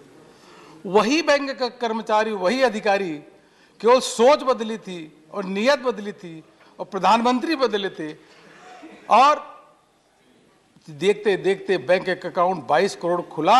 आज प्रधानमंत्री जनधन अकाउंट 47 करोड़ लोगों का बैंक अकाउंट खुला है। इसका मतलब इतने लोगों को पहले बैंक अकाउंट ही नहीं था। यह सोच तब आती है जब पहले भी हमने सुना था कि पहले जब भाषण होते थे तो प्रधानमंत्री बोलते थे कि देश के संसाधनों पे पहला अधिकार अल्पसंख्यक वर्ग का है। ऐसे भी प्रधानमंत्री होते थे। अल्पसंख्यक वर्ग का देश के संसाधनों में पहला अधिकार है, पहले प्रधानमंत्री साहब बोलते थे। लेकिन आज के प्रधानमंत्री बोलते हैं कि देश के संसाधनों पे, देश के खजाने पे पहला अधिकार किसी का है तो देश के गरीबों का, देश के किसानों का अधिकार है। यह सोच बदली है। इस सोच के कारण समग्र रूप से धीरे धीरे करके सभी का विकास हो रहा है। यूपीए का समय था, लगातार फर्टिलाइजर के जो कंपनियां थी वो बंद हो रही थी, एक एक करके बंद होने के कगार पे थी और उसमें एक कैपिटल इंटेंसिव होता है तो पैसा भी उसके अंदर लगता है। जब मोदी जी ने इसकी कमान शुरुआत संभाली तो उन्होंने कहा कि जो फैक्ट्रियां बंद है, कितनी भी पैसा लगे इसमें पैसा लगाना चाहिए और इन फैक्ट्रियों को शुरू करना चाहिए। और देखेंगे धीरे गोरखपुर से लेकर के रामगुंडम से लेकर के 5 की 5 फैक्ट्रियां या तो तेजी से काम शुरू कर दिए हैं या काम शुरू करने के कगार पे हैं, उनका उत्पादन शुरू हो गया है। नैनो फर्टिलाइजर जो एक बहुत बड़ा रिवोल्यूशन होने जा रहा है, उसे किसानों की बहुत बड़ी समस्या समाधान भी होगी और उसके साथ साथ ट्रांसपोर्टेशन इत्यादि में भी पैसा बचेगा। यह डिमांड इसलिए भी आई, एक तो तरीका हो सकता है कि पहले की तरह वित्त मंत्री जी और प्रधानमंत्री जी कर सकते थे कि हमारे हाथ में तो कुछ है नहीं, इंटरनेशनल प्राइस बढ़ रहा है, गैस का दाम बढ़ रहा है, तो फर्टिलाइजर का दाम बढ़ना जरूर बढ़ेगा ही बढ़ेगा, हम क्या करें, और दाम बढ़ा सकते थे। लेकिन अभी सोच बदली, प्रधानमंत्री बदले, उन्होंने कहा इंटरनेशनल प्राइस, चाहे रसिया यूक्रेन की लड़ाई हो, चाहे कोई भी संकट हो, कितना भी गैस का दाम बढ़े, लेकिन जो सब्सिडी है हम सब्सिडी बढ़ा के देंगे और किसानों को जो हम फर्टिलाइजर देंगे वो 266 रुपए में ही देंगे, 1 रुपए भी बढ़ाने का काम नहीं किया। इसलिए किसान खड़े हैं प्रधानमंत्री जी के साथ। जब इतने संकट के बाद, कोविड का भी संकट था और यूक्रेन रशिया की लड़ाई का भी, सारे देश की अगर इकोनॉमी देखें तो इकोनॉमी की परिस्थिति धीरे धीरे उसमें काफी आपस में बदली, काफी उसमें उथल पुथल हुआ। लेकिन यह भारत की इकोनॉमी बिल्कुल एक तरीके से स्टेबल भी रही है, या थोड़ा बहुत उसमें अगर डिस्टर्बेंस है तो उसको संभालने का काम किया है। मानवर, मैं बताना चाहूंगा कि जो रिपोर्ट है हाउस होल्ड, अगर आप देखेंगे उसमें इन्फ्लेशन, उसमें कितनी बढ़ोतरी हुई, तो मॉर्गन स्टैनली की रिपोर्ट है। तो उसमें आपको किसकी रिपोर्ट है, तो जर्मनी में एक साल में अगर 20% अगर हाउस होल्ड में बढ़ोतरी हुई है, यूके में 23% की अगर बढ़ोतरी हुई है, तो भारत में केवल 12% की बढ़ोतरी हुई, जो सर्वाधिक कम था। इसी प्रकार से फूड प्राइस भी देखेंगे तो जर्मनी में अगर 35%, 100 रुपए में 35% बढ़ा है, यूके में 18 बढ़ा है, यूएस इतने डेवलप्ड कंट्री में 25% बढ़ा है, तो भारत में बेस्ट रहा केवल और केवल उस संकट के समय केवल 15% बढ़ा। एनर्जी में, एनर्जी के संकट, एनर्जी का जब संकट है, एनर्जी मतलब पेट्रोल डीजल में अगर देखें तो यूके जैसा डेवलप्ड कंट्री में 93% की बढ़ोतरी हुई, 93% बढ़ोतरी हुई, जर्मनी में 62% और भारत का केवल 16%। यह प्रधानमंत्री जी के द्वारा यह मैनेजमेंट करने का ही नतीजा है। ओवरऑल इन्फ्लेशन देखें तो अमेरिका का इन्फ्लेशन 8.1, यूके का इन्फ्लेशन 8% और भारत का इन्फ्लेशन सबसे कम 6.9%, जो अभी सीधे गिर करके 5.8% हो गया। यह इसलिए हुआ क्योंकि यह पूरा का पूरा जो इकोनॉमिक पॉलिसी थी, सोचने का तरीका वह बिल्कुल भिन्न था, अलग बाहर के देशों से। और यही कारण है कि जीडीपी जो है अमेरिका की 1.7 रही, यूके की 4.4 और इंडिया की जीडीपी, आईएमएफ भी कहता है, वर्ल्ड बैंक भी कहता है, और यह हकीकत है, इंडिया की जीडीपी विश्व की हाईएस्ट है और 7% अगर जीडीपी कहीं है तो भारत की सबसे तेज गति से चलने वाला भारत है। और लोगों को लगता होगा कि ऐसा हुआ क्यों, यह मन में प्रश्न आता है कि ऐसा क्यों हुआ, किस प्रकार से मैनेजमेंट किया। बाहर के देश भी सोचते हैं कि प्रधानमंत्री मोदी जी ने किस प्रकार से उसको संभाला और संवारा। जब संकट आया तो यूएस यूके उन्होंने कंजम्पशन पे अधिक ध्यान दिया, अधिक से अधिक पैसा देने का काम किया, वो अधिक कंजम्पशन में चला गया। मोदी जी की पॉलिसी रही कि कंजम्पशन के बजाय इंफ्रास्ट्रक्चर इन्वेस्टमेंट में अधिक खर्च करो। जब इंफ्रास्ट्रक्चर इन्वेस्टमेंट में पैसा खर्च करते हैं तो उसका सर्कुलेशन 3 से 4 गुना होता है। मान लीजिए कि अब रोड बना रहे हैं तो सीमेंट भी खरीदेंगे, सीमेंट बाद कंक्रीट भी खरीदेंगे, कंक्रीट के बाद लेबर को भी पैसा मिलेगा, तो पैसे का सर्कुलेशन लगातार बढ़ता रहा और बाहर के देशों में सीधे कंजम्पशन को दे दिया।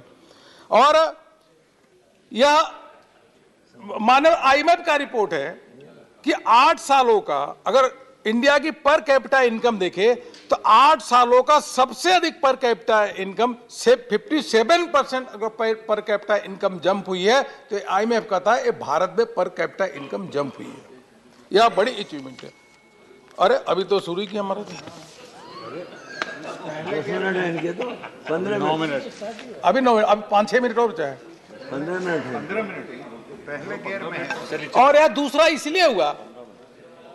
इसलिए हुआ कि यह जो सरकार की पॉलिसी है, प्रोडक्टिविटी लिंक स्कीम जो 14 सेक्टर में लागू किया, उसके माध्यम से उत्पादन बढ़ना, जो डीबीटी के माध्यम से जो 47 करोड़ बैंक अकाउंट खुले, 22 लाख करोड़ रुपए सीधे 22 लाख करोड़ रुपए के डीबीटी से ट्रांसफर हुआ, 2 लाख करोड़ रुपए पैसा बचा।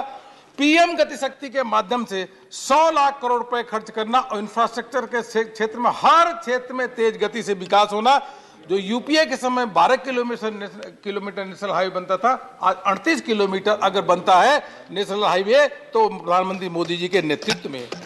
इसके अलावा कैपेक्स पे जैसे मैंने कहा 7.5 लाख करोड़ रुपए खर्च करना, 35% उसको खर्च करना, और उसके अलावा आईबीसी का भी उसमें योगदान रहा है।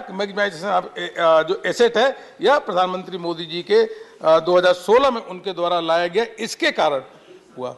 और अब मैं आपको मानवर बस बोलने को तो मैं बहुत मेरे पास था, लेकिन यह है कि एनपीए में इस प्रकार से भी गिरावट आई है और पूरा आर्थिक स्थिति और देश की प्रगति बिल्कुल अलग, बिल्कुल तेजी से चल रही है। यह जो इकोनॉमिस्ट है वो भी कह रहा भारत एक उगता हुआ स्थान है। मॉर्गन स्टैनली का भी रिपोर्ट आया है कि भारत 3rd लार्जेस्ट इकोनॉमी 2030 तक बनेगी। यह सारे संगठन विश्व के तारीफ ही कर रहे हैं। एक चीज अंत में मैं कहना चाहूंगा कि इतने संकट के समय जब पूरा विश्व के सभी देश संगठन घबरा गए और कोविड की वैश्विक महामारी रही हो चाहे लड़ाई रही हो, उस संकटों के बीच में जिस प्रकार से प्रधानमंत्री मोदी जी ने संवारा और देश को संभाला और देश को आगे बढ़ाने का काम किया, रामधारी सिंह दिनकर की एक कविता के माध्यम से समाप्त करूंगा। सच है विपत्ति जब आती है, विपत्ति थी, सच है विपत्ति जब आती है, कायर को दहलाती है, सुरमा नहीं विचलित होते। प्रधानमंत्री मोदी जी सुरमा नहीं विचलित होते, क्षण एक नहीं धीरज खोते, विघ्नों को गले लगाते हैं, कांटों में राह बनाते हैं। इस प्रकार से राह बनाने का कोई काम किया है तो प्रधानमंत्री मोदी जी ने इसके अंदर किया है। Miss Dola Sen 4 minutes. Very good. Thank you, Chairman, sir.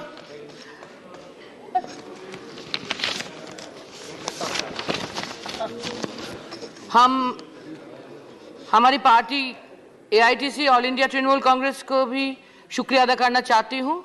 आज हम appropriation bill number 4 and 5 demand for grants पर थोड़ा कुछ बोलना चाहते हैं। पहले मैं हमारे अन्नदाता जो किसान भाई बहनें हैं उसके बारे में बोलेंगे कि बहुत दुख की बात है ऐसा है, हमारे देश की agriculture expenditure ratio AER of crop husbandry has dropped from 4.2% to 2.8% in last few years, and even expenditure on food storage fell from 5% to 3.6% during the same period. और भी दुख की बात है सर, एग्रीकल्चरल रिसर्च और sustainable agriculture की expenditure भी बहुत कम होते जा रहे हैं, where sustainable agriculture is the need of the hour for climate crisis mitigation. हमारे राज्य में भी सर गोविंद भोग चाल जो है, जो GI टैग भी है, उसके ऊपर भी 2022 पे 20% कस्टम्स ड्यूटी लगाए गए हैं, इसको भी अभी हटाना चाहिए।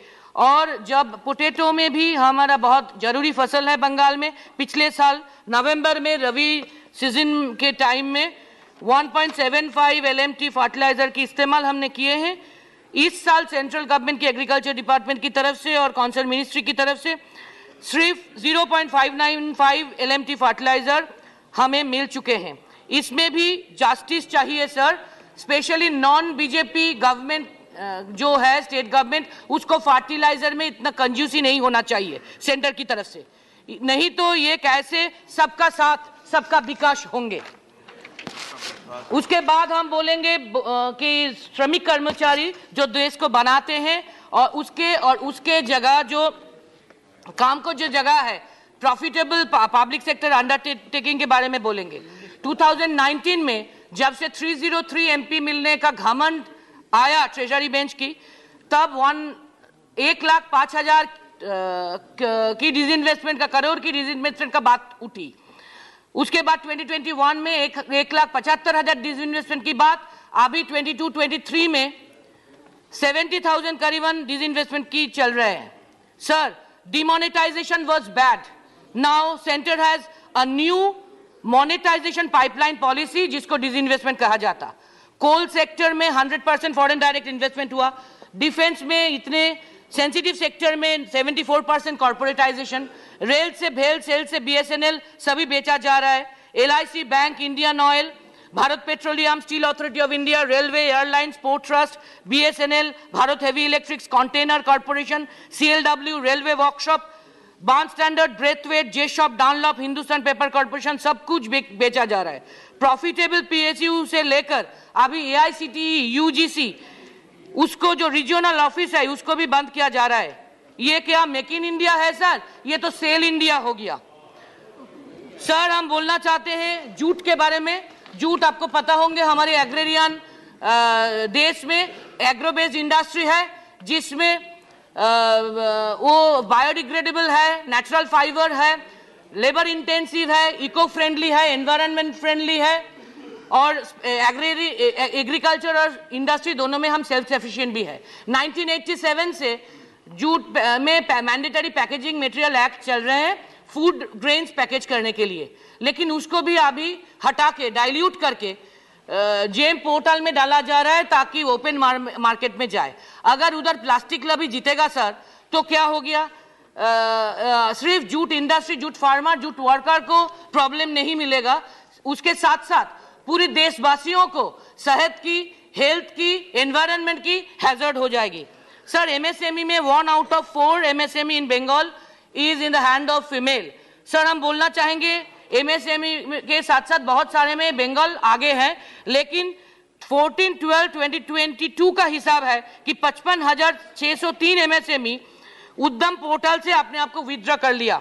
ये विकास की तरह कैसे जाएंगे हम? अनएम्प्लॉयमेंट में बारे में हम बोलेंगे कि कभी हम 2014 और 19 में सुने थे कि एक साल में, हर एक साल में 2 करोड़ एम्प्लॉयमेंट होगी। उसके बाद 2021 में सुने थे एक साल में 10 लाख की होगी एम्प्लॉयमेंट। अभी किसी 2 दिन पहले एक मिनिस्टर साहब ने बताया कि 15 लाख हर साल चल रहे हैं एम्प्लॉयमेंट। सर झूठ का भी एक हद होता है, झूठ और जुमला सदन में इतना अच्छा नहीं रहेगा सर। और पिछले 45 साल में जैसा हमको मालूम है कि इंडिपेंडेंस के बाद सबसे बड़ा अनएम्प्लॉयमेंट चल रहा है, ये शेम ऑन देम। और 2 बात हम बोलेंगे sir, north east industrial scheme NEIDS 31/3/22 expire हो गया, उसको रिन्यूअल नहीं किया, इसके विकास होगा sir. BRGF scheme centre stopped उसकी फंडिंग, लेकिन स्टेट गवर्नमेंट स्कीम को चला रहा है, उसको भी फंड नहीं मिलेगा, तो कहां से मिलेगा सर? फेडरलिज्म का क्या होगा? हम लास्ट में एक शब्द जस्ट बोलेंगे कि सर कल हमारे लीडर डेरेक जी ने बीजेपी का मैनिफेस्टो को रेफर किया। ये बुक से भी ज्यादा बड़ा एक बुक के बारे में हम थोड़ा एक लाइन रेफर करेंगे सर, वो है हमारे कॉन्स्टिट्यूशन, जिधर लिखा हुआ है we the people of India के लिए खाद्य, वस्त्र, वासस्थान, शिक्षा, स्वास्थ्य, वो फंडामेंटल राइट है हर एक इंडिपेंडेंट सिटीजन के लिए। लेकिन हमारे बंगाल में जिसके हम देखे हैं उसका प्रैक्टिस हो रहा है ममता जी की गवर्नमेंट की तरफ से, लेकिन लक्ष्मी भंडार तक जैसे पूरे हुआ, कल्याण सुंदरम है कि finance minister Shri S Kalyan Sundaram please और हम चाहते हैं इसका जवाब फाइनेंस मिनिस्टर से आ जाए। Shri S Kalyan Sundaram maiden speech sir, it's is maiden speech 15 minutes மாண்புமிகு தலைவர் அவர்களே, Tamil language. திராவிட முன்னேற்ற கழக பேரியக்கத்தை உருவாக்கிய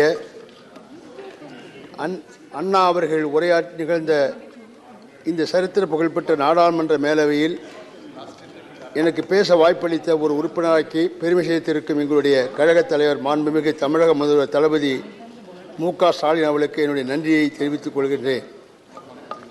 திராவிட இயக்கத்தில் தந்தை பெரியார், பேரறிஞர் அண்ணா, முத்தமிழறிஞர் கலைஞர், இனமான பேராசிரியர் போன்ற தலைவர்களோடு பயணம் செய்த எனக்கு இந்த பேரவையில் வாய்ப்பளித்த கழகத் தலைவர்களுக்கு மீண்டும் என் நன்றியை தெரிவித்துக் கொள்ள கடமைப்பட்டிருக்கிறேன். மாண்புமிகு அவைத்தலைவர் அவர்களே, நாடாளுமன்ற மாநிலங்களில் இது எனது முதல் உரையாகும். எனவே நாடாளுமன்ற மரபினை கருத்தில் கொண்டு எனக்கு கூடுதல் நேரம் ஒதுக்கியும் இடைவெளி எதுவும் இல்லாமல் என் உரையை முடிக்க அனுமதிக்குமாறு கேட்டுக்கொள்கிறேன். பாஜக ஆட்சி வந்த நாள் முதல் அவர்கள் கொடுத்த வாக்குறுதியின்படி விவசாயிகள் வருமானம் 2 மடங்காக உயரவில்லை. மாறாக அவருடைய நிலைமை மேலும் மிகவும் மோசமாகி இருக்கிறது. இந்த அரசு விவசாயிகளுக்கு நன்மை அளிப்பதாக ஒரு போலி வேடமிட்டு 3 சட்டங்களை கொண்டு வந்து திரும்ப பெற வேண்டிய அவல நிலை ஏற்பட்டுள்ளது. இதனால் விவசாயிகள் உயிரிழந்தனர். பாஜக ஆட்சிக்கு வருவதற்கு முன் இருந்ததை விட உரங்களின் விலை, potash, urea, DAP, super phosphate போன்றவைகளின் விலைகள் 10 மடங்கு அதிகமாகி உள்ளது. ஆனால் விவசாயிகளின் உற்பத்தி பொருளான நெல் விலையோ, கோதுமை விலையோ, கரும்பின் விலையோ அல்லது சிறுதானியங்களின் விலையோ நியாயமான அளவுக்கு கூட உயரவில்லை. இதற்கு ஈடுகட்டும் அளவிற்கு வேளாண் விஞ்ஞானி சாமிநாதன் கமிட்டியின் பரிந்துரையின்படி விவசாய பொருட்களுக்கு குறைந்தபட்ச ஆதரவு விலையை நிர்ணயிக்க ஒன்றிய அரசு முன்வரவில்லை. இதனால் நாட்டின் முதுகெலும்பான விவசாய தொழில் மிகவும் பாதிப்பாகி உள்ளது. பல்லாயிரக்கணக்கான விவசாயிகளும் விவசாய தொழிலாளர்களும் கடும் துன்பத்திற்கு நிலைக்கு தள்ளப்பட்டுள்ளனர்.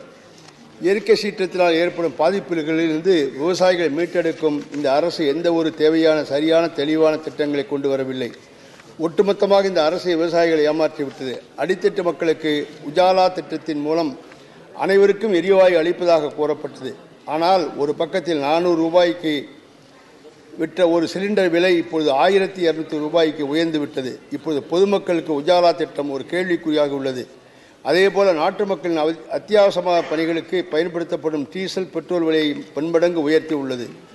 சட்டமன்ற தேர்தல் போன்றவற்றை மனதில் கொண்டு சில நேரங்களில் விலையை உயர்த்தாமல் ஏமாற்றி பின்னர் 2 மடங்காக உயர்த்தியது. இதனால் போக்குவரத்து செலவு கூடுதலாகி விலைவாசி நிலைமை மிகவும் மோசமாக உள்ளது. அதேபோல் ஐக்கிய முற்போக்கு கூட்டணி அரசாங்கம் இருந்தபோது அனைவருக்கும் பயன்படுத்தும் வகையில் செல்லிடப்பேசி வசதியை அடித்தட்டு மக்கள் பயன்பெறும் ஒரு சாதனையை படைத்தது. ஆனால் இந்த அரசு வந்த நாட்களாக PSNL நிறுவனத்திற்கு 4G, 5G வழங்கவில்லை. இவை இரண்டையும் தனியாருக்கு வழங்கியது. ஆனால் இயற்கை சீற்றங்கள் ஏற்படும் போது எந்த ஒரு தனியார் தொடர்பு நிறுவனங்களும் பணிபுரிவதில்லை. PSNL மட்டுமே தனது பணியை செம்மையாக செய்து வருகிறது. நாட்டின் தலைநகரான தில்லியில் கூட PSNL சேவை முழுமையாக கிடைப்பதில்லை.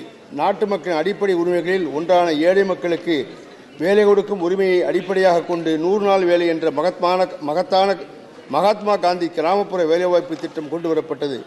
அதனால் உலக பொருளாதார நிபுணர்கள் பாராட்டி அதற்கு ஒதுக்கப்படும் நிதியை உயர்த்தி வழங்க பரிந்துரைகள் வந்தபோதும் அதனை உயர்த்தி வழங்காமலும் அதற்கு ஒதுக்க வேண்டிய நிதியை காலத்தில் ஒதுக்காமல் அந்த ஏழை எளிய மக்களுக்கு உள்ள உரிமையை இந்த அரசு பறித்து வருகிறது. அவர்களுக்கு 100 நாட்களுக்கு பதிலாக 150 நாட்கள் பணி வழங்க வேண்டும் என்று கோரிக்கையை ஒன்றிய அரசு ஏற்றுக்கொள்ள மனமில்லாமல் இருந்து வருகிறது. தென்னிந்தியாவின் கும்பமேளா என்று அழைக்கப்படுகிற மகாமகம் என்னுடைய சொந்த ஊரில் கும்பகோணத்தில் 12 ஆண்டுகளுக்கு ஒரு முறை நடைபெறும். அந்த மகாமகம் 2028 நடைபெற உள்ளது. பல லட்சம் மக்கள் வந்து செல்லும் கும்பகோணம் நகரத்தை மேன்மைப்படுத்தி பொதுமக்களுக்கு அனைத்து வசதிகளையும் செய்திட தனி நிதி ஒதுக்கீடு செய்த வேண்டும். தஞ்சை மாவட்டத்தில் உள்ள சோழர் காலத்து ஆலயங்கள் மாநில அரசு புதுப்பித்து வருகின்றது. இதற்கு ஒன்றிய அரசு சிறப்பு நிதி ஒதுக்கி ஆவணம் செய்யுமாறு வலியுறுத்துகிறேன். நான் சார்ந்த தஞ்சை மாவட்டத்தில் 100 ஆண்டுகளுக்கு மேலான ரயில்வே பாதை விழுப்புரம் தஞ்சாவூர் இருவழிப்பாதையாக ஆக்க வேண்டும் என்ற கோரிக்கை நிறைவேற்றப்படாமல் உள்ளது. அதேபோல மயிலாடுதுறை தரங்கம்பாடி ரயில் பாதை புதுப்பிக்கும் கோரிக்கையும் சென்னை தஞ்சாவூர் இடையே இன்டர்சிட்டி எக்ஸ்பிரஸ் கோரிக்கையும் நிலுவையில் இருந்து வருகிறது. இதனை உடனே முடிக்க வேண்டும் என இந்த மாமன்றத்தில் நான் வலியுறுத்துகிறேன். மேலும் ஒன்றிய அரசு நிறுவனங்களால் நெய்வேலி, பெல் போன்ற தமிழ்நாட்டில் இயங்கி வரும் நிறுவனங்களில் தமிழர்களுக்கு வேலைவாய்ப்பு ஒதுக்க வேண்டும் என்ற கோரிக்கையும் உங்கள் மூலமாக வைக்கிறோம். தஞ்சை மாவட்டத்தில் ஏராளமான கைவினைப் பொருட்கள் உற்பத்தியாகின்றன. அவைகள் அனைத்தையும் அரசே கையகப்படுத்தி விற்பனை செய்வதன் மூலமாக கைவினை கலைஞர்களுக்கு ஒரு போனஸ் வழங்குவது போன்ற வாய்ப்பு கிடைக்கும். ஒருங்கிணைந்த தஞ்சை மாவட்டம் பாதுகாக்கப்பட்ட வேளாண்மை மண்டலமாக அறிவிக்கப்பட்டதால் அங்கு தொழில் துவங்குவதற்கு சாத்தியமில்லை. அதனால் விவசாயம் சார்ந்த மாடு வளர்ப்பு, பால் பதப்படுத்துதல், மீன் வளர்த்துதல், உணவுப் பொருட்களை பயன்படுத்துதல், நெல் அரவை தொழிற்சாலை, கடலை, தேங்காய், எள்ளு, எண்ணெய் எடுக்கும் தொழிற்சாலைகள் போன்றவற்றை தொழில்களுக்கு மாநில அரசுக்கு உதவியாக ஒன்றிய அரசு இருந்திட வேண்டும் என்று வலியுறுத்துகிறேன். இதனை வரும் 29ஆம் தேதி தனிநபர் தினமாக இந்த அவையில் நான் தாக்கல் செய்ய உள்ளேன். தமிழ்நாட்டில் உள்ள பொதுத்துறை அரசு நிறுவனங்கள், தனியார் நிறுவனங்கள் தங்களுடைய தொழிற்சாலைகளை இந்த தொழில் மூலமாக கோடிக்கணக்கில் வருமானம் பெற்று தமிழ்நாட்டிற்கு CSR நிதிகள் மூலமாக சரியான விதத்தில் பங்களிக்கவில்லை என்பதையும் இங்கே சுட்டிக்காட்ட CSR திட்டத்தை நிறைவேற்றும் போது மக்கள் பிரதிநிதிகளில் MP, MLAக்கள் பரிந்துரைகளை கவனத்தில் கொண்டு இந்த பணிகளை நிறைவேற்ற வேண்டும் என்று தங்கள் மூலம் கேட்டுக்கொள்கிறேன். பொருள் மற்றும் சேவை வரி அறிமுகப்படுத்தப்பட்ட பின் கலால் வரி எடுக்கப்பட்டதால் கரும்பு வளர்ச்சி நிதி நிறுத்தப்பட்டு விட்டது. நெல்லுக்கு மாற்றாக கரும்பு பயிர் செய்யப்படுவதால் நெல்லை போல் கரும்பு விவசாயிகளுக்கு மானியங்கள் வழங்கிய கரும்பு வளர்ச்சி நிதியை தொடர வேண்டும். தஞ்சை மாவட்டத்தில் தனியார் கரும்பாலைகள் மூடப்பட்டு விட்டதால் விவசாயிகள் பாதிக்காதவரிடம் கூட்டுறவு சர்க்கரை ஆலைகளை துவங்க வேண்டும். விவசாயிகள் பாதிக்கப்பட்டதை தவிர்க்கும் பொருட்டு திறப்பதற்கு மாநில அரசோடு கலந்து பேசி ஒன்றிய அரசு நிதியுதவி வேண்டும். தஞ்சை டெல்டா மாவட்டத்தில் ரயில்வே நிலையங்கள் அருகினில் பயன்படுத்தாத ஏராளமான நிலங்கள் உள்ளன. அதில் நெல் கொள்முதல் மற்றும் குழந்தையில் உள்ள உற்பத்தி செய்யப்படும் இதர பொருட்களை ரயில்வே மூலம் எடுத்துச் செல்ல வசதியாக ரயில்வே துறை மூலம் குடோன் அமைக்கவும் அல்லது தமிழக அரசின் உணவுத்துறை மூலமாக குடோன் அமைக்க அனுமதித்தால் நெல் சாதாரமும் போக்குவரத்து செலவும் அதே நேரத்தில் ரயில்வே துறைக்கு வருமானம் கிடைக்கும். மேலும் தஞ்சை மாவட்டத்தில் 20 கிராமங்களை டிஜிட்டல் கிராமமாக அறிவிக்க வேண்டும் என்று கேட்டுக்கொள்கிறேன். திருநள்ளாறு ஆன்மீக பூங்காவை போல் கும்பகோணத்தில் ஒரு ஆன்மீக பூங்கா அமைக்க வேண்டும். என்னுடைய இந்த கோரிக்கைகளை பரிசீலனை செய்து உடனடியாக இதை நிறைவேற்ற அரசு ஆவணம் செய்யுமாறு ஒன்றிய வலியுறுத்துகிறேன். இந்த வாய்ப்பினை வழங்கிட்ட நன்றியை தெரிவித்துக் கொள்வோடு நிதித்துறை அமைச்சர் அவர்கள் தமிழகத்தைச் சேர்ந்தவர்கள் என்ற முறையில் நான் குறிப்பிட்ட அனைத்தும் தெரியும் என்பதால் வரும் நிதியாண்டில் நிதித்துறை அறிக்கையை சேர்க்க உதவிட வேண்டும் என்று அன்போடு கேட்டு என் உரையை முடித்துக் கொள்கிறேன். நன்றி. தமிழ் வாழ்க. வணக்கம்.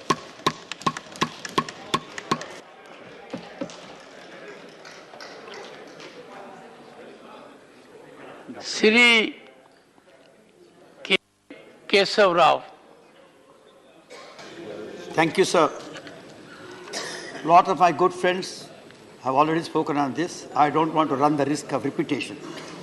As a matter of fact, I had bought a lot of things. I have started discarding each of them, including the agriculture, on which I thought I would concentrate. But anyhow, I would appeal to the finance minister. Sir, I should make a small correction. Tell me. Dr. K. Kesav Rao. It makes no difference at all. I have always been careful about doctors, but I am more careful after my wife became one in 2021. I want you to be careful about my suffix rather than prefix. So anyhow, I continue to be a member here. So I would like to appeal to...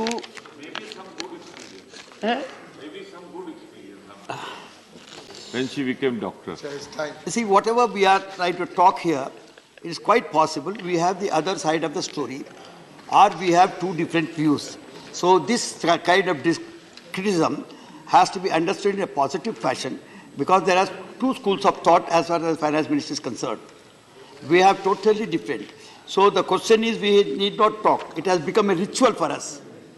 Absolute ritual, every annual ritual for us to talk about supplementaries. There is a budget which takes easily 6 to 7 months for preparation. It is being monitored. The finance minister goes to the experts and interface. Then again, it is the budget is spoken here both in both houses, but comes the supplementary. This could either be due to our lack of, I would say, interest, but somehow we have missed to have the kind of control we should have in preparing the budgetary things. Now today I see, I am welcoming this organism because this speaks more about subsidies. The very bone of contention which you want to take as a bitter pill, which you call remedies, whatever name you give, today you think the nation can only be saved through the so-called remedies. So it is good that the supplementary budget has come with that kind of a control. So I would rather take that as a positive approach, rethinking on the part of the government. Sir, what I would like to say, today we have something like 75 supplementaries and 6 appropriations, working out to 4.25. If I take away 1 lakh and 10 into the savings of the various ministries, it is 3.45. In a 400 lakh crore budget, that is 10% of the budget is coming under supplementary. Please, I want the finance minister to revisit the figures, how they are done. 10% coming as a supplementary demand is something which is not palatable. Nonetheless, you have your own exigencies, your own conditions. I would have agreed to these exigencies or these kind of conditions, provided everything was fine, everything was smooth and nice. That is to say, the economic recovery was good, your promises have come true, or your own things are good. But as the members were talking yesterday, or even today, everything went with totally appetite in the sense that inflation, Mr. Derek Abroy went and plowed the very roots of your party formulation through the manifesto, brought in your intentions, good intentions, which failed. I'm not repeating because I don't want to. Then came Raghav Chadda. He really tore into pieces, or it is punctured most of our claims. Now, I know the finance minister would rather say these are not to be believed at all. These figures are erroneous. They come, to quote you straight away, you would rather say they are made erroneously and depend on the hallmark of what you said, something like, well, anyhow, you had criticized the international figures, saying that they are not believable. But at the same time, you have often quoted the same figures to whenever it goes positive or goes in your favor. That's exactly that kind of a, I would say, duplicity. Two talks should not come in. Sir,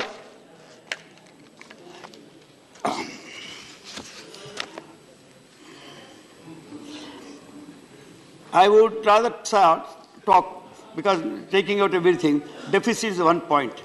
Deficit to say that it is 6.7, all these statistics I would not take, go by your advice, go by it. I only know when I am talking of deficit that it goes to 6.17 or whatever it is.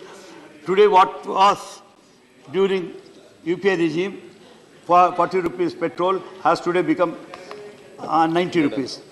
Diesel had gone up, same thing. Milk has gone up, same thing. So everything which the Mr. Chadda quoted, 11 items. So that when we read them, so we really lose our own faith in the statistics, in the policy formulations, or the policy things that you are coming and giving us during the budget session. So it has become some kind of a revisiting the very budget, because it's the inflation, it is the economic recovery, it is also the development, it is also the production increase, it is about employment. Employment is very important. Let us talk about three, four things. Employment is important, but what is employment rate today? It is the highest in the 45 years, last 45 years. We have not thought of any industrial IIP, industrial policy, wherein it becomes a labor-oriented. And whatever labor-oriented, we're doing fine, you try to sell them out. In a private sector, I would not like to say, well, after all the industry, in a private sector, the employment really gets the hit. So, now, you have asked for this fourth thing, but you have not come out with, since I am talking of inflation, you have not come out with how you are going to cover up this 4.5 or 3.25. Is it through additional taxations, or the borrowings, or whatever it is, it must be known, because it is going to add to the additional inflation.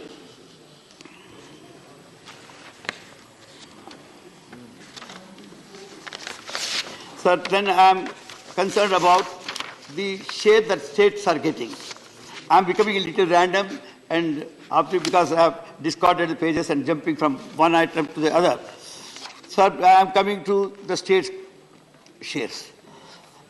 It's a indirectly hinted at the cess and also the surcharges. It is eating into a very vital thing. You will not be surprised that the share of cesses and surcharges in gross tax revenue have increased from 8.16% in 2011 to 28.08 in 21-22. Don't challenge these figures under your regime. While the FMA claim the reason for such surcharge as the imposition of GST compensation says the reasons are absolutely different. So the states urge the union government to bring them into divisible pool and share them with states.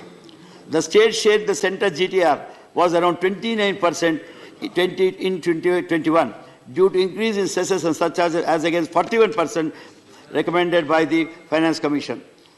I think you understood me. It has come to because of that. If the centre shares the entire cess and surcharge for 21-22 as part of divisible pool, the states would get an addition of 1,53,533 crores. and they are due, according to me.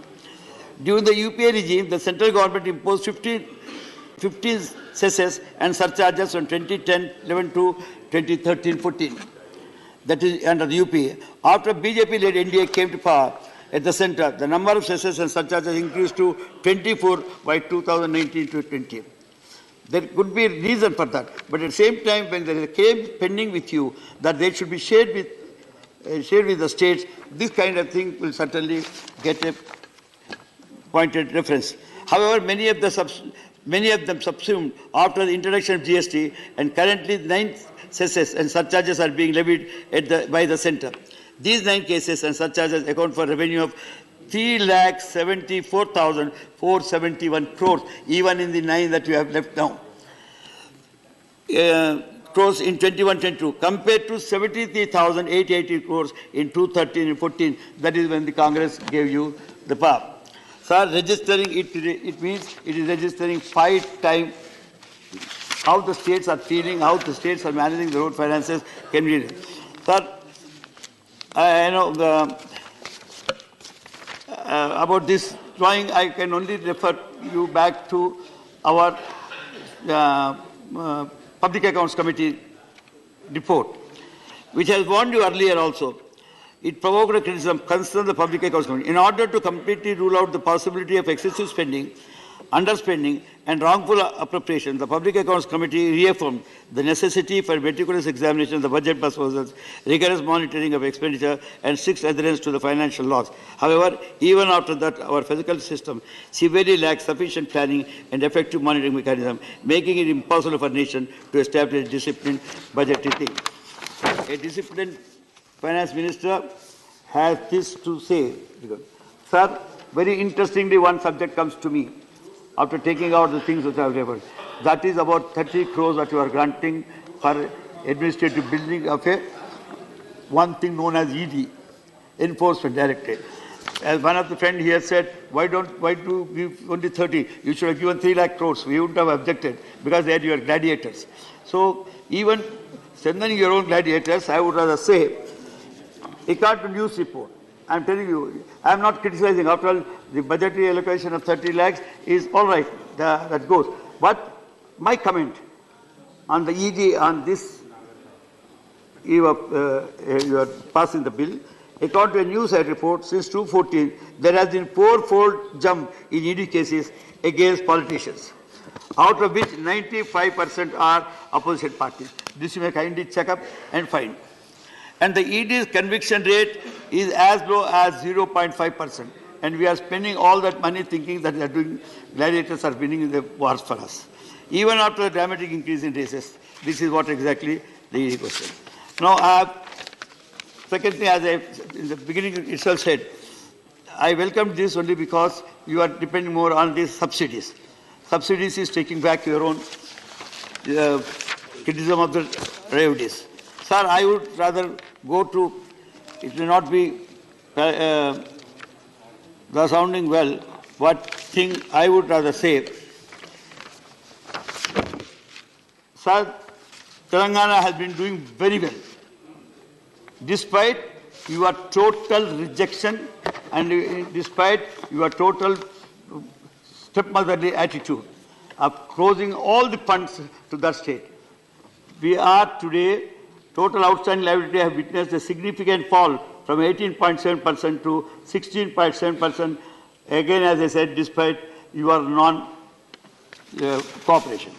In terms of outstanding liabilities of the state government against the gross state domestic product, GSDP, Telangana recorded 27.4% at the end of March 22, which is the 5th lowest in the country. Sir, I'll take only 1 minute. The national gross domestic product, GDP, has increased from 124.68 lakh crores in 2014-15 to 236.65 lakh crores, while the country's total debt liabilities have increased from 62.44 lakh crores to 138.87 lakhs in 24-25. As a result, the total liabilities of the centre are nearly 60%, because it is 58.7% of the national GDP in 2021, rather than and the Telangana states, including Telangana, have crossed their debt permitted, if they have not crossed their permitted thing. Sir, I have 2 minutes more, sir. That is why I wanted to first know from you what was the time allotted to me. No time. 13 minutes was total time. Take 2 minutes, please. I'll take 2 minutes. Sir, I would like to tell you, we have, I don't know about you are doubling the GDPs or doubling the income of the farmers, I don't know. We have more than double our per capita income within last 7 years. We have, although the population is 2%, we are 5th largest state who are adding to your GDP. Thank you, Dr. K. Keshavrao. Thank you. I thought you gave me 2 minutes, sir. No, sir. You said 2 minutes. I said time is over. No. It is 14 now. Okay, if you can give me. All right. Sir, you have made your point very impactfully, sir. Last point. I'll make a last point. Last point. To conclude. I'll conclude.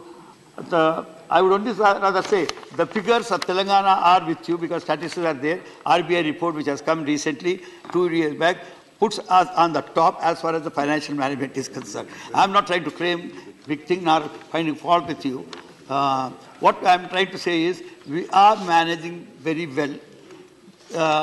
Despite we therefore request you not to have this kind of prejudicial attitude as far as the state is concerned, as far as finances are concerned. I know Professor Manoj Kumar Jha, there are 2 speakers. I know, sir. And total time is 11. Sir, मालिक तेरी रजा रहे या तू ही तू रहे, बाकी ना मैं रहूं ना मेरी आरज़ू रहे.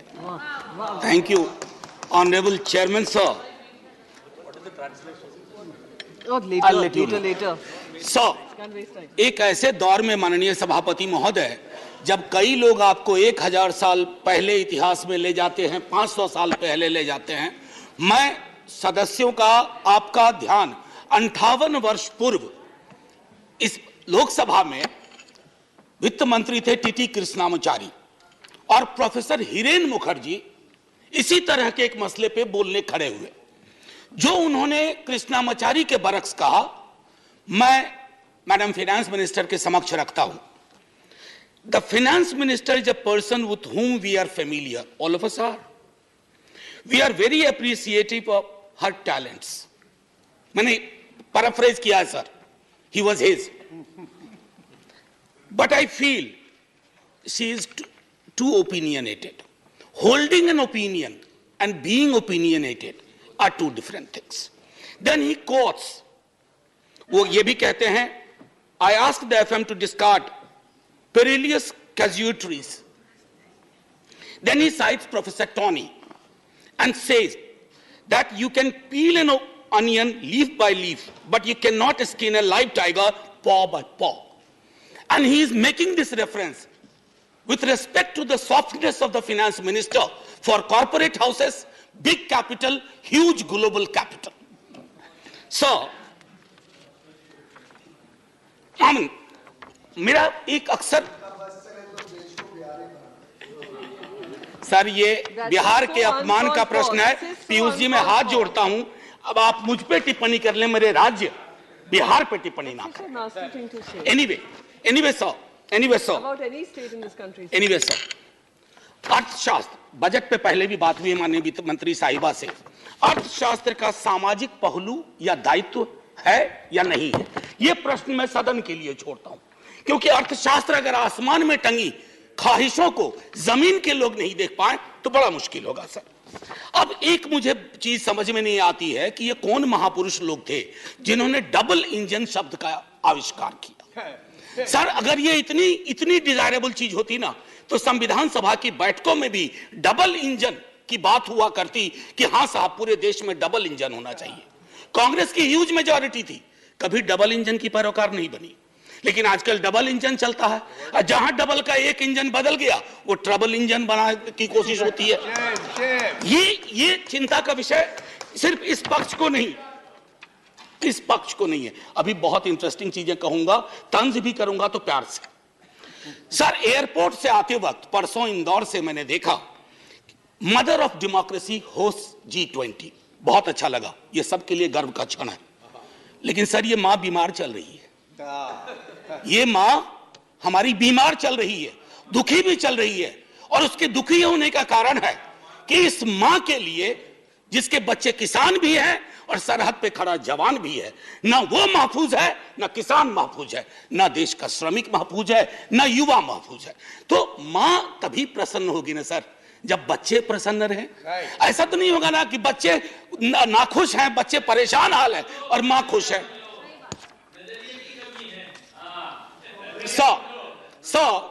मैम फिनेंस मिनिस्टर कार चलाती होंगी या कार में बैठती होंगी। सर कार में एक रियर व्यू मिरर होता है जिसमें अक्सर ये लिखा रहता है objects in the mirror are closer than they appear. तो मैं अपनी 3-4-5 मिनट में मैं उन ऑब्जेक्ट्स का जो सब्जेक्ट से है उस मिरर पे मैं कहूंगा कि मैं माननीय वित्त मंत्री साहिबा को आपके माध्यम से रियर व्यू मिरर में जो वो कुछ चीजें नहीं देख पा रही हैं या उन्हें देखने नहीं दिया जा रहा है उस पर मैं सदन का ध्यान आकृष्ट करूं। सर गरीबी का आंकड़ा 2011 से हमारे पास नहीं है, गुर्बत है कि बढ़ती जा रही है, गरीबी बढ़ती जा रही है हर क्षेत्र में, हर राज्य में। आप देखेंगे सर, घड़ी मत देखिए, अभी हाथ जोड़ रहा, आप घड़ी देखते हैं मेरी बूढ़ी घड़ी आनी शुरू हो जाती है। सर मैं ये कह रहा हूं कि गरीबी को लेकर के कल भी एक सदस्य, सीनियर सदस्य हैं, यहां भले सीनियर ना हो, बिहार के बहुत सीनियर हैं, उन्होंने जब गरीबी से ऊपर उठाने की बात कही तो सारे वो आंकड़े दिए जो 2005-6 वाले थे। खैर बहरहाल मैं छोड़ता हूं उस बात को। सर कॉर्पोरेट को रियायत से मुझे कोई विभेद नहीं है, हमारे कई साथियों ने उस पर तंज किया, व्यंग किया, लांछन लगाए, मैं वैसा कुछ नहीं करूंगा। मेरा मानना है कि अगर जिंदगी आंसुओं में सरोबोर ना हो तो वित्त मंत्री कॉर्पोरेट की उतनी ही चिंता करें जितनी आम आदमी की होनी चाहिए। आम आदमी से मेरा ताल्लुक आम आदमी पार्टी से नहीं है, आजकल बड़ा मुश्किल हो गया, आम आदमी बोलो तो लोग पार्टी समझ जाते हैं, दोनों में बड़ा फर्क है सर। एनीवे सर न्यूनतम मजदूरी आपने इतनी रियायतें दी लाखों की, मुझे कोई परेशानी नहीं, लेकिन न्यूनतम मजदूरी 178 रुपए पे टिकी हुई है सर। $2 या $2.25, क्या ये उचित है इस देश में? क्या ये उचित है? मैं आपके और सदन के विजडम पे छोड़ता हूं। महंगाई के आंकड़े की जब बात होती है, तेरे वाले में ऐसा था, मेरे वाले में ऐसा था, सर ये नहीं होना चाहिए। महंगाई की चर्चा तेरा मेरा के डिबेट में ना हो, महंगाई की चर्चा हो कि गरीब की थाली में महंगाई का असर क्या है, रोटियां कितनी कम हो रही है, सब्जी कौन सी गायब हो रही है, दाल कितनी पतली हो रही है, ये होती है महंगाई की बात। ये नहीं होती है कि तुम्हारे टाइम में इन्फ्लेशन इतना था।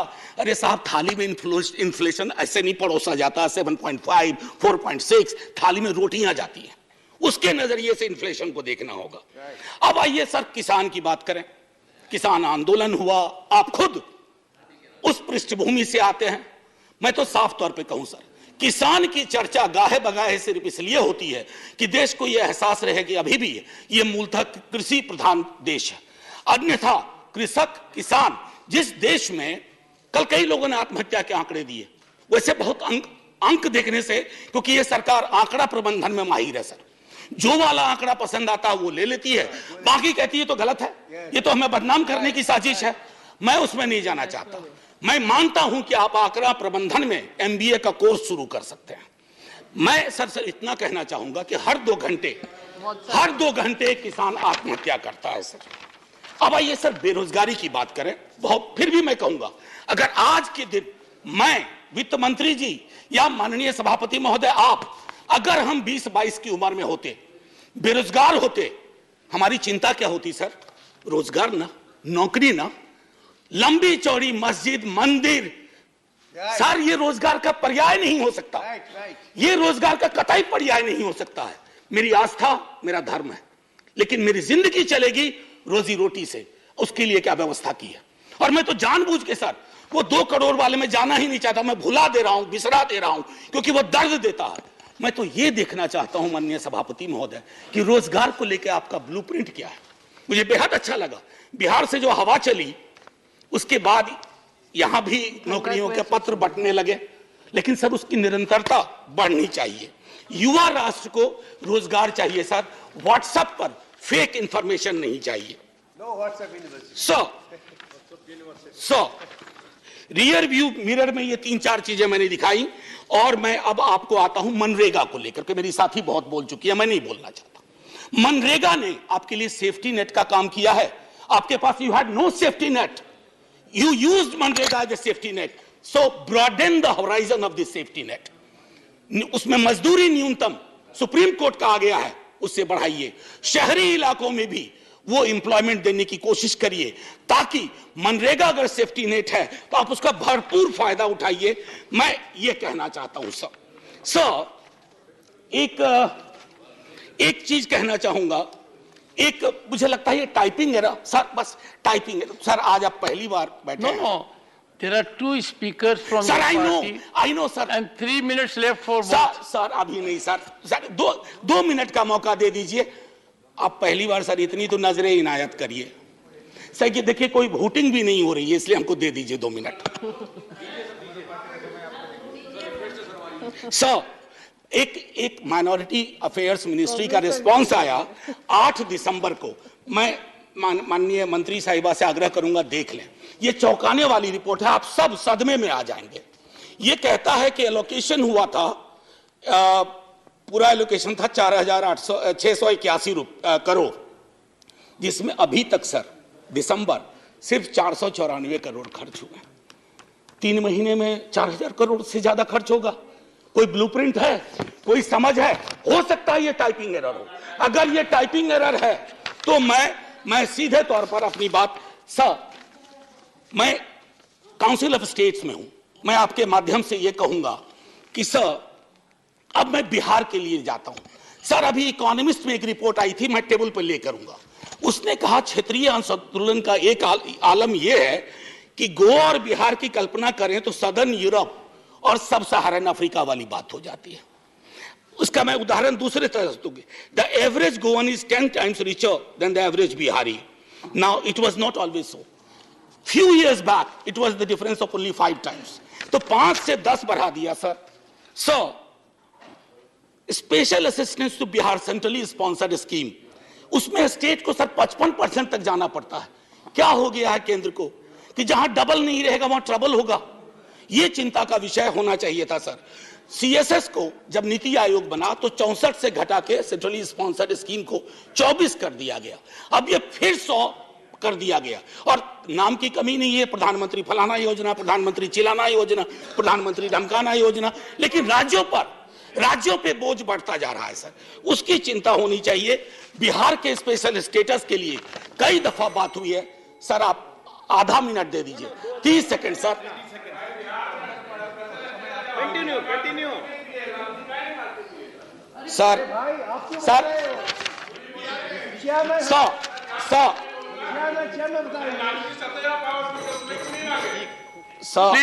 Please no cross talk. मैं माननीय सदस्य, no cross talk, no cross talk. ये उचित नहीं है। Honourable member please conclude. Sir 1 minute sir. 1 nation 1 special status की मांग हम ही ने नहीं की है, सबने मिलकर कई दफा की है। खैर एनीवे सर, स्टैंडिंग कमेटी की रिपोर्ट है मैम, जिसमें कहा गया है कि 1 नेशन 1 टैरिफ होना चाहिए। सबसे महंगी बिजली हम खरीदते हैं, और स्थिति यह है कि हमारे यहां जो पेंडिंग इश्यूज है जो आपके समक्ष रख रहा हूं, आप रिजॉल्व कर सकती हैं। Non receipt of grant for mechanisation of agriculture, national siltation policy is pending, construction of high dam in Kosi river in Nepal is still pending, and finally increasing ceiling for number of beneficiaries under Indira Gandhi National Old Age Pension Scheme, and I think these are troublesome. So finally, before I say Jai Hind and thank you to you and to the House for normally listening to me, my position, its importance, sir, I just wish to say that because this is a Council of States and these are rare occasions when we can reach out to the Honorable Minister and convey our feelings, let's hope it gets resolved. Jai Hind, sir. Honorable members, I have got requests from several educational institutions. Students are volunteering that we wish to attend proceedings of the House. I would greatly appreciate that also. when we have professors and experienced people speaking here, it will be a good idea to have their students also in the gallery. And I am trying to devise a mechanism that those students, both from schools and colleges, who see this house, will be able to share their impressions on a daily basis with Sunset TV. That suggestion has come to me on a very well-meaning platform, that their presence, according to them, would act very wholesomely. Dr. John Britas. Speak out. Thank you, sir. Sir, I compliment you for taking the decision that we should allow the school children also to witness the debates. At least it will give an option for us to make sure that a section of the country comes to know what is actually happening in the House. Sir, yesterday you were kind enough to say that even while you are debating over an issue, the ecosystem needs to be taken into consideration. Sir, I am very glad that we are debating over the two bills and not certain divisive issues like temple or mosque or even a movie or a movie star's costume. So I am glad that we are deciding and discussing on pertinent matters which concerns the people of this country. Sir, yesterday I saw a dream, sir. I am telling you the truth. Dream. Swapne. Dr. Manmohan Singh came to me in dream. He told me that, Britas, if at all you are speaking on this bill, you should remind the Honorable Finance Minister about the speech I made with regard to the demonetization, the impact of demonetization. So I am glad that the Supreme Court, after an inordinate delay of 6 years, has taken up the issue to adjudicate. And the government is now scurrying for cover and has taken an alibi that this is only a matter of academic interest. Sir, millions of lives were ruined, devastated. How can the government submit before the Supreme Court that this is just a matter of academic interest, sir? Sir, I would come to the pertinent aspects of the impact of demonetization as I see, sir. Sir, the pace of the growth of GDP, if it were to go, 2019-20, the national revenue would have been 151.12 lakh crore. In fact, it went down to 145.16 lakh crore. Sir, the cumulative impact, the loss of revenue in current prices could be something like 15 lakh crores, sir. That is the impact of demonetization that has happened to us, sir.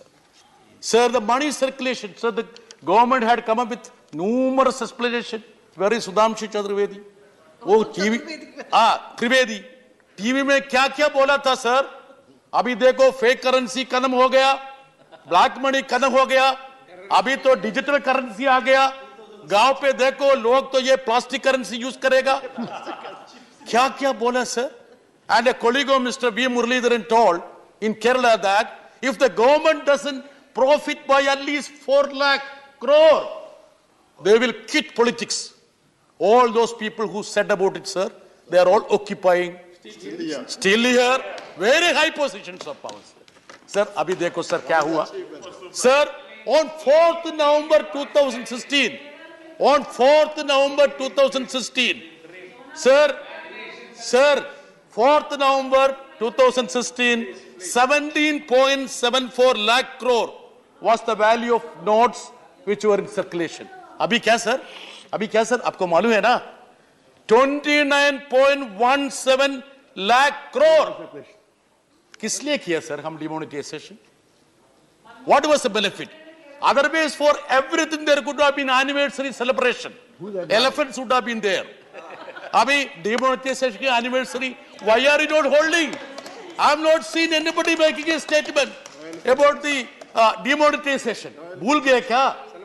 Sir, one more, sir. Very important, sir. Sir, any sensible administrator, after committing a mistake, will introspect, apologize, put things in correct perspective, most importantly, create a game plan for retrieval. Ye government ne kya kiya, sir? Did just the opposite. If there is a stagnation, the government spend should have gone up. The interest rate should have come down. This should have been the twin objectives of this government. They did the contrary, sir. Sir, the government spend came down, government expenditure. Sir, just recently, issued GDP data. It says that Q2, the government expenditure, the government consumption expenditure contracted by 4.4%. But alarmingly, sir, it is almost 20% below the pre-COVID levels, sir. Sir, none of the newspapers, media will report, sir. As the Supreme Court Chief Justice said, Justice Ramana, investigative journalism in this country, kadam ho gaya, sir. You know what is investigative journalism, sir? Interview of ministers. Nothing else. Karthikeya Sharma, he knows it. He agrees with me. Sir, the media only paint a rosy picture about the government. Not even a single critical piece, sir. Sir, even the critical comments you make, the media doesn't make, sir. That is a fact. You are bold enough to make some comments, sir.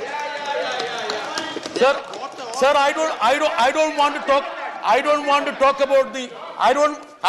talk about the reduction in export and the burgeoning imports, sir. I don't want to talk about, sir. Sir, kya vocabularies, sir? For last few years, we have been fed with many vocabularies. One, Finance Minister, sir, please. What, please? I need your intelligence, madam. Yeah, yes. Say, madam, please. Yeah, I am criticizing the media, ma'am. Yeah, yes. Sir, this time I should be allotted, sir. 2 minutes lost because of Finance Minister's intervention. Sir, I am from her alma mater. Sir, 1 more minute. Okay. Sir, the couple of vocabularies we have been fed, sir. I'm so glad. 1 more minute, sir. I'm so glad you have indicated you are from the same alma mater. Yes, sir. I was worried that there apparently nothing wrong between two of you. Yes, sir. And you were still gunning for her. Sir. I know now. Same alma mater. Sir. Go ahead. Sir, the vocabularies we have been fed last few years, kya, sir? Atma Nirbhar. Make in India. I thought you were saying vocabularies you have been fed in the alma mater. Sir, please, sir. Sir, aapka samarthan mere ko chahiye, sir. Sir, the other day, Mr. Piyush Goyal, I asked a question to him. Sir, what about the trade deficit with China? Sir, border mein kuch hangama hote. We are all agitated about that. Sir, I asked him, few years back you were saying that we are going to finish off the deficit. The UPA government had the lopsided policies which destroyed, and the balance has been completely skewed. Sir, you know, yesterday Mr. Chidambaram said it's going to be $75 billion. No, sir, it's going to be $100 billion. Sir, you know what was it? When this Atma Nirbhar government took charge, the trade deficit was, you know, sir, $48 billion. And now it is $100 billion. Now, the minister did a somersault. You know, sir, see the way in which sir, 3 minutes extra. The way in which they did this, no, sir, the somersaults. He suddenly says, you should appreciate the government. That showed the buoyancy of the economy. More imports means more buoyancy for the... Sir, how can these people talk like this, sir? Sir, I would just come to... I don't want to talk about the return write-offs of bank loans, 10 lakhs crore, how the finance minister said, even if it is written off, I am going to chase, and about the remedy for the rich people. I don't want to speak about it, sir. Sir, I want to come to an important thing, sir. Sir, there is an issue here, sir. You know, sir, they talk about 3 Ds, you know, sir, development, democracy, diversity. In effect, this 3D in application, defame, disrupt, and destabilize the opposition governments. Only 3 U's also are in practical, sir. That is unitary, unilateral, and uniformity, sir. Sir, they don't want to have a federal government. They don't want to have a federal country here, sir. The powers of the states are being usurped day by night, sir. See, today I asked a question to the Honorable Minister. Only the Minister of State answered, sir, you know I would say the surcharge and cess collected, you know, this year, it's going to be 7.06 lakhs. 7.06 lakhs. 10 years before, the surcharge and cess in this country was merely 49,000. An increase of 1,500%. Sir, they talk about, this is for GST surcharge. Sir, when the states are being starved, when the Finance Commission recommendations are not implemented, they say that the surcharge and cess they give us in the form of centrally sponsored schemes. Sir. हमको नहीं चाहिए, sir. हमको पैसा चाहिए. You sit in Delhi and make schemes for the states. This is a federation, sir. Ambedkar said, both states and union are products of this constitution. Sir, much of your centrally sponsored scheme, which is to trumpet your leaders, we don't require, sir. You give the money to the state. We deserve the money. We will devise a scheme. We will implement it. That is the only way in which this country can be a true federation, sir. I am very, very sad to say that Raghav Chadda ne bola hai, dekho, yeah, inflation is, what is that? It's a taxation without legislation. Sir, not, sir. Raghav abhi aaya hai, usko pata nahi hai. Abhi kya hai, sir? Inflation is a broad daylight robbery. They are doing broad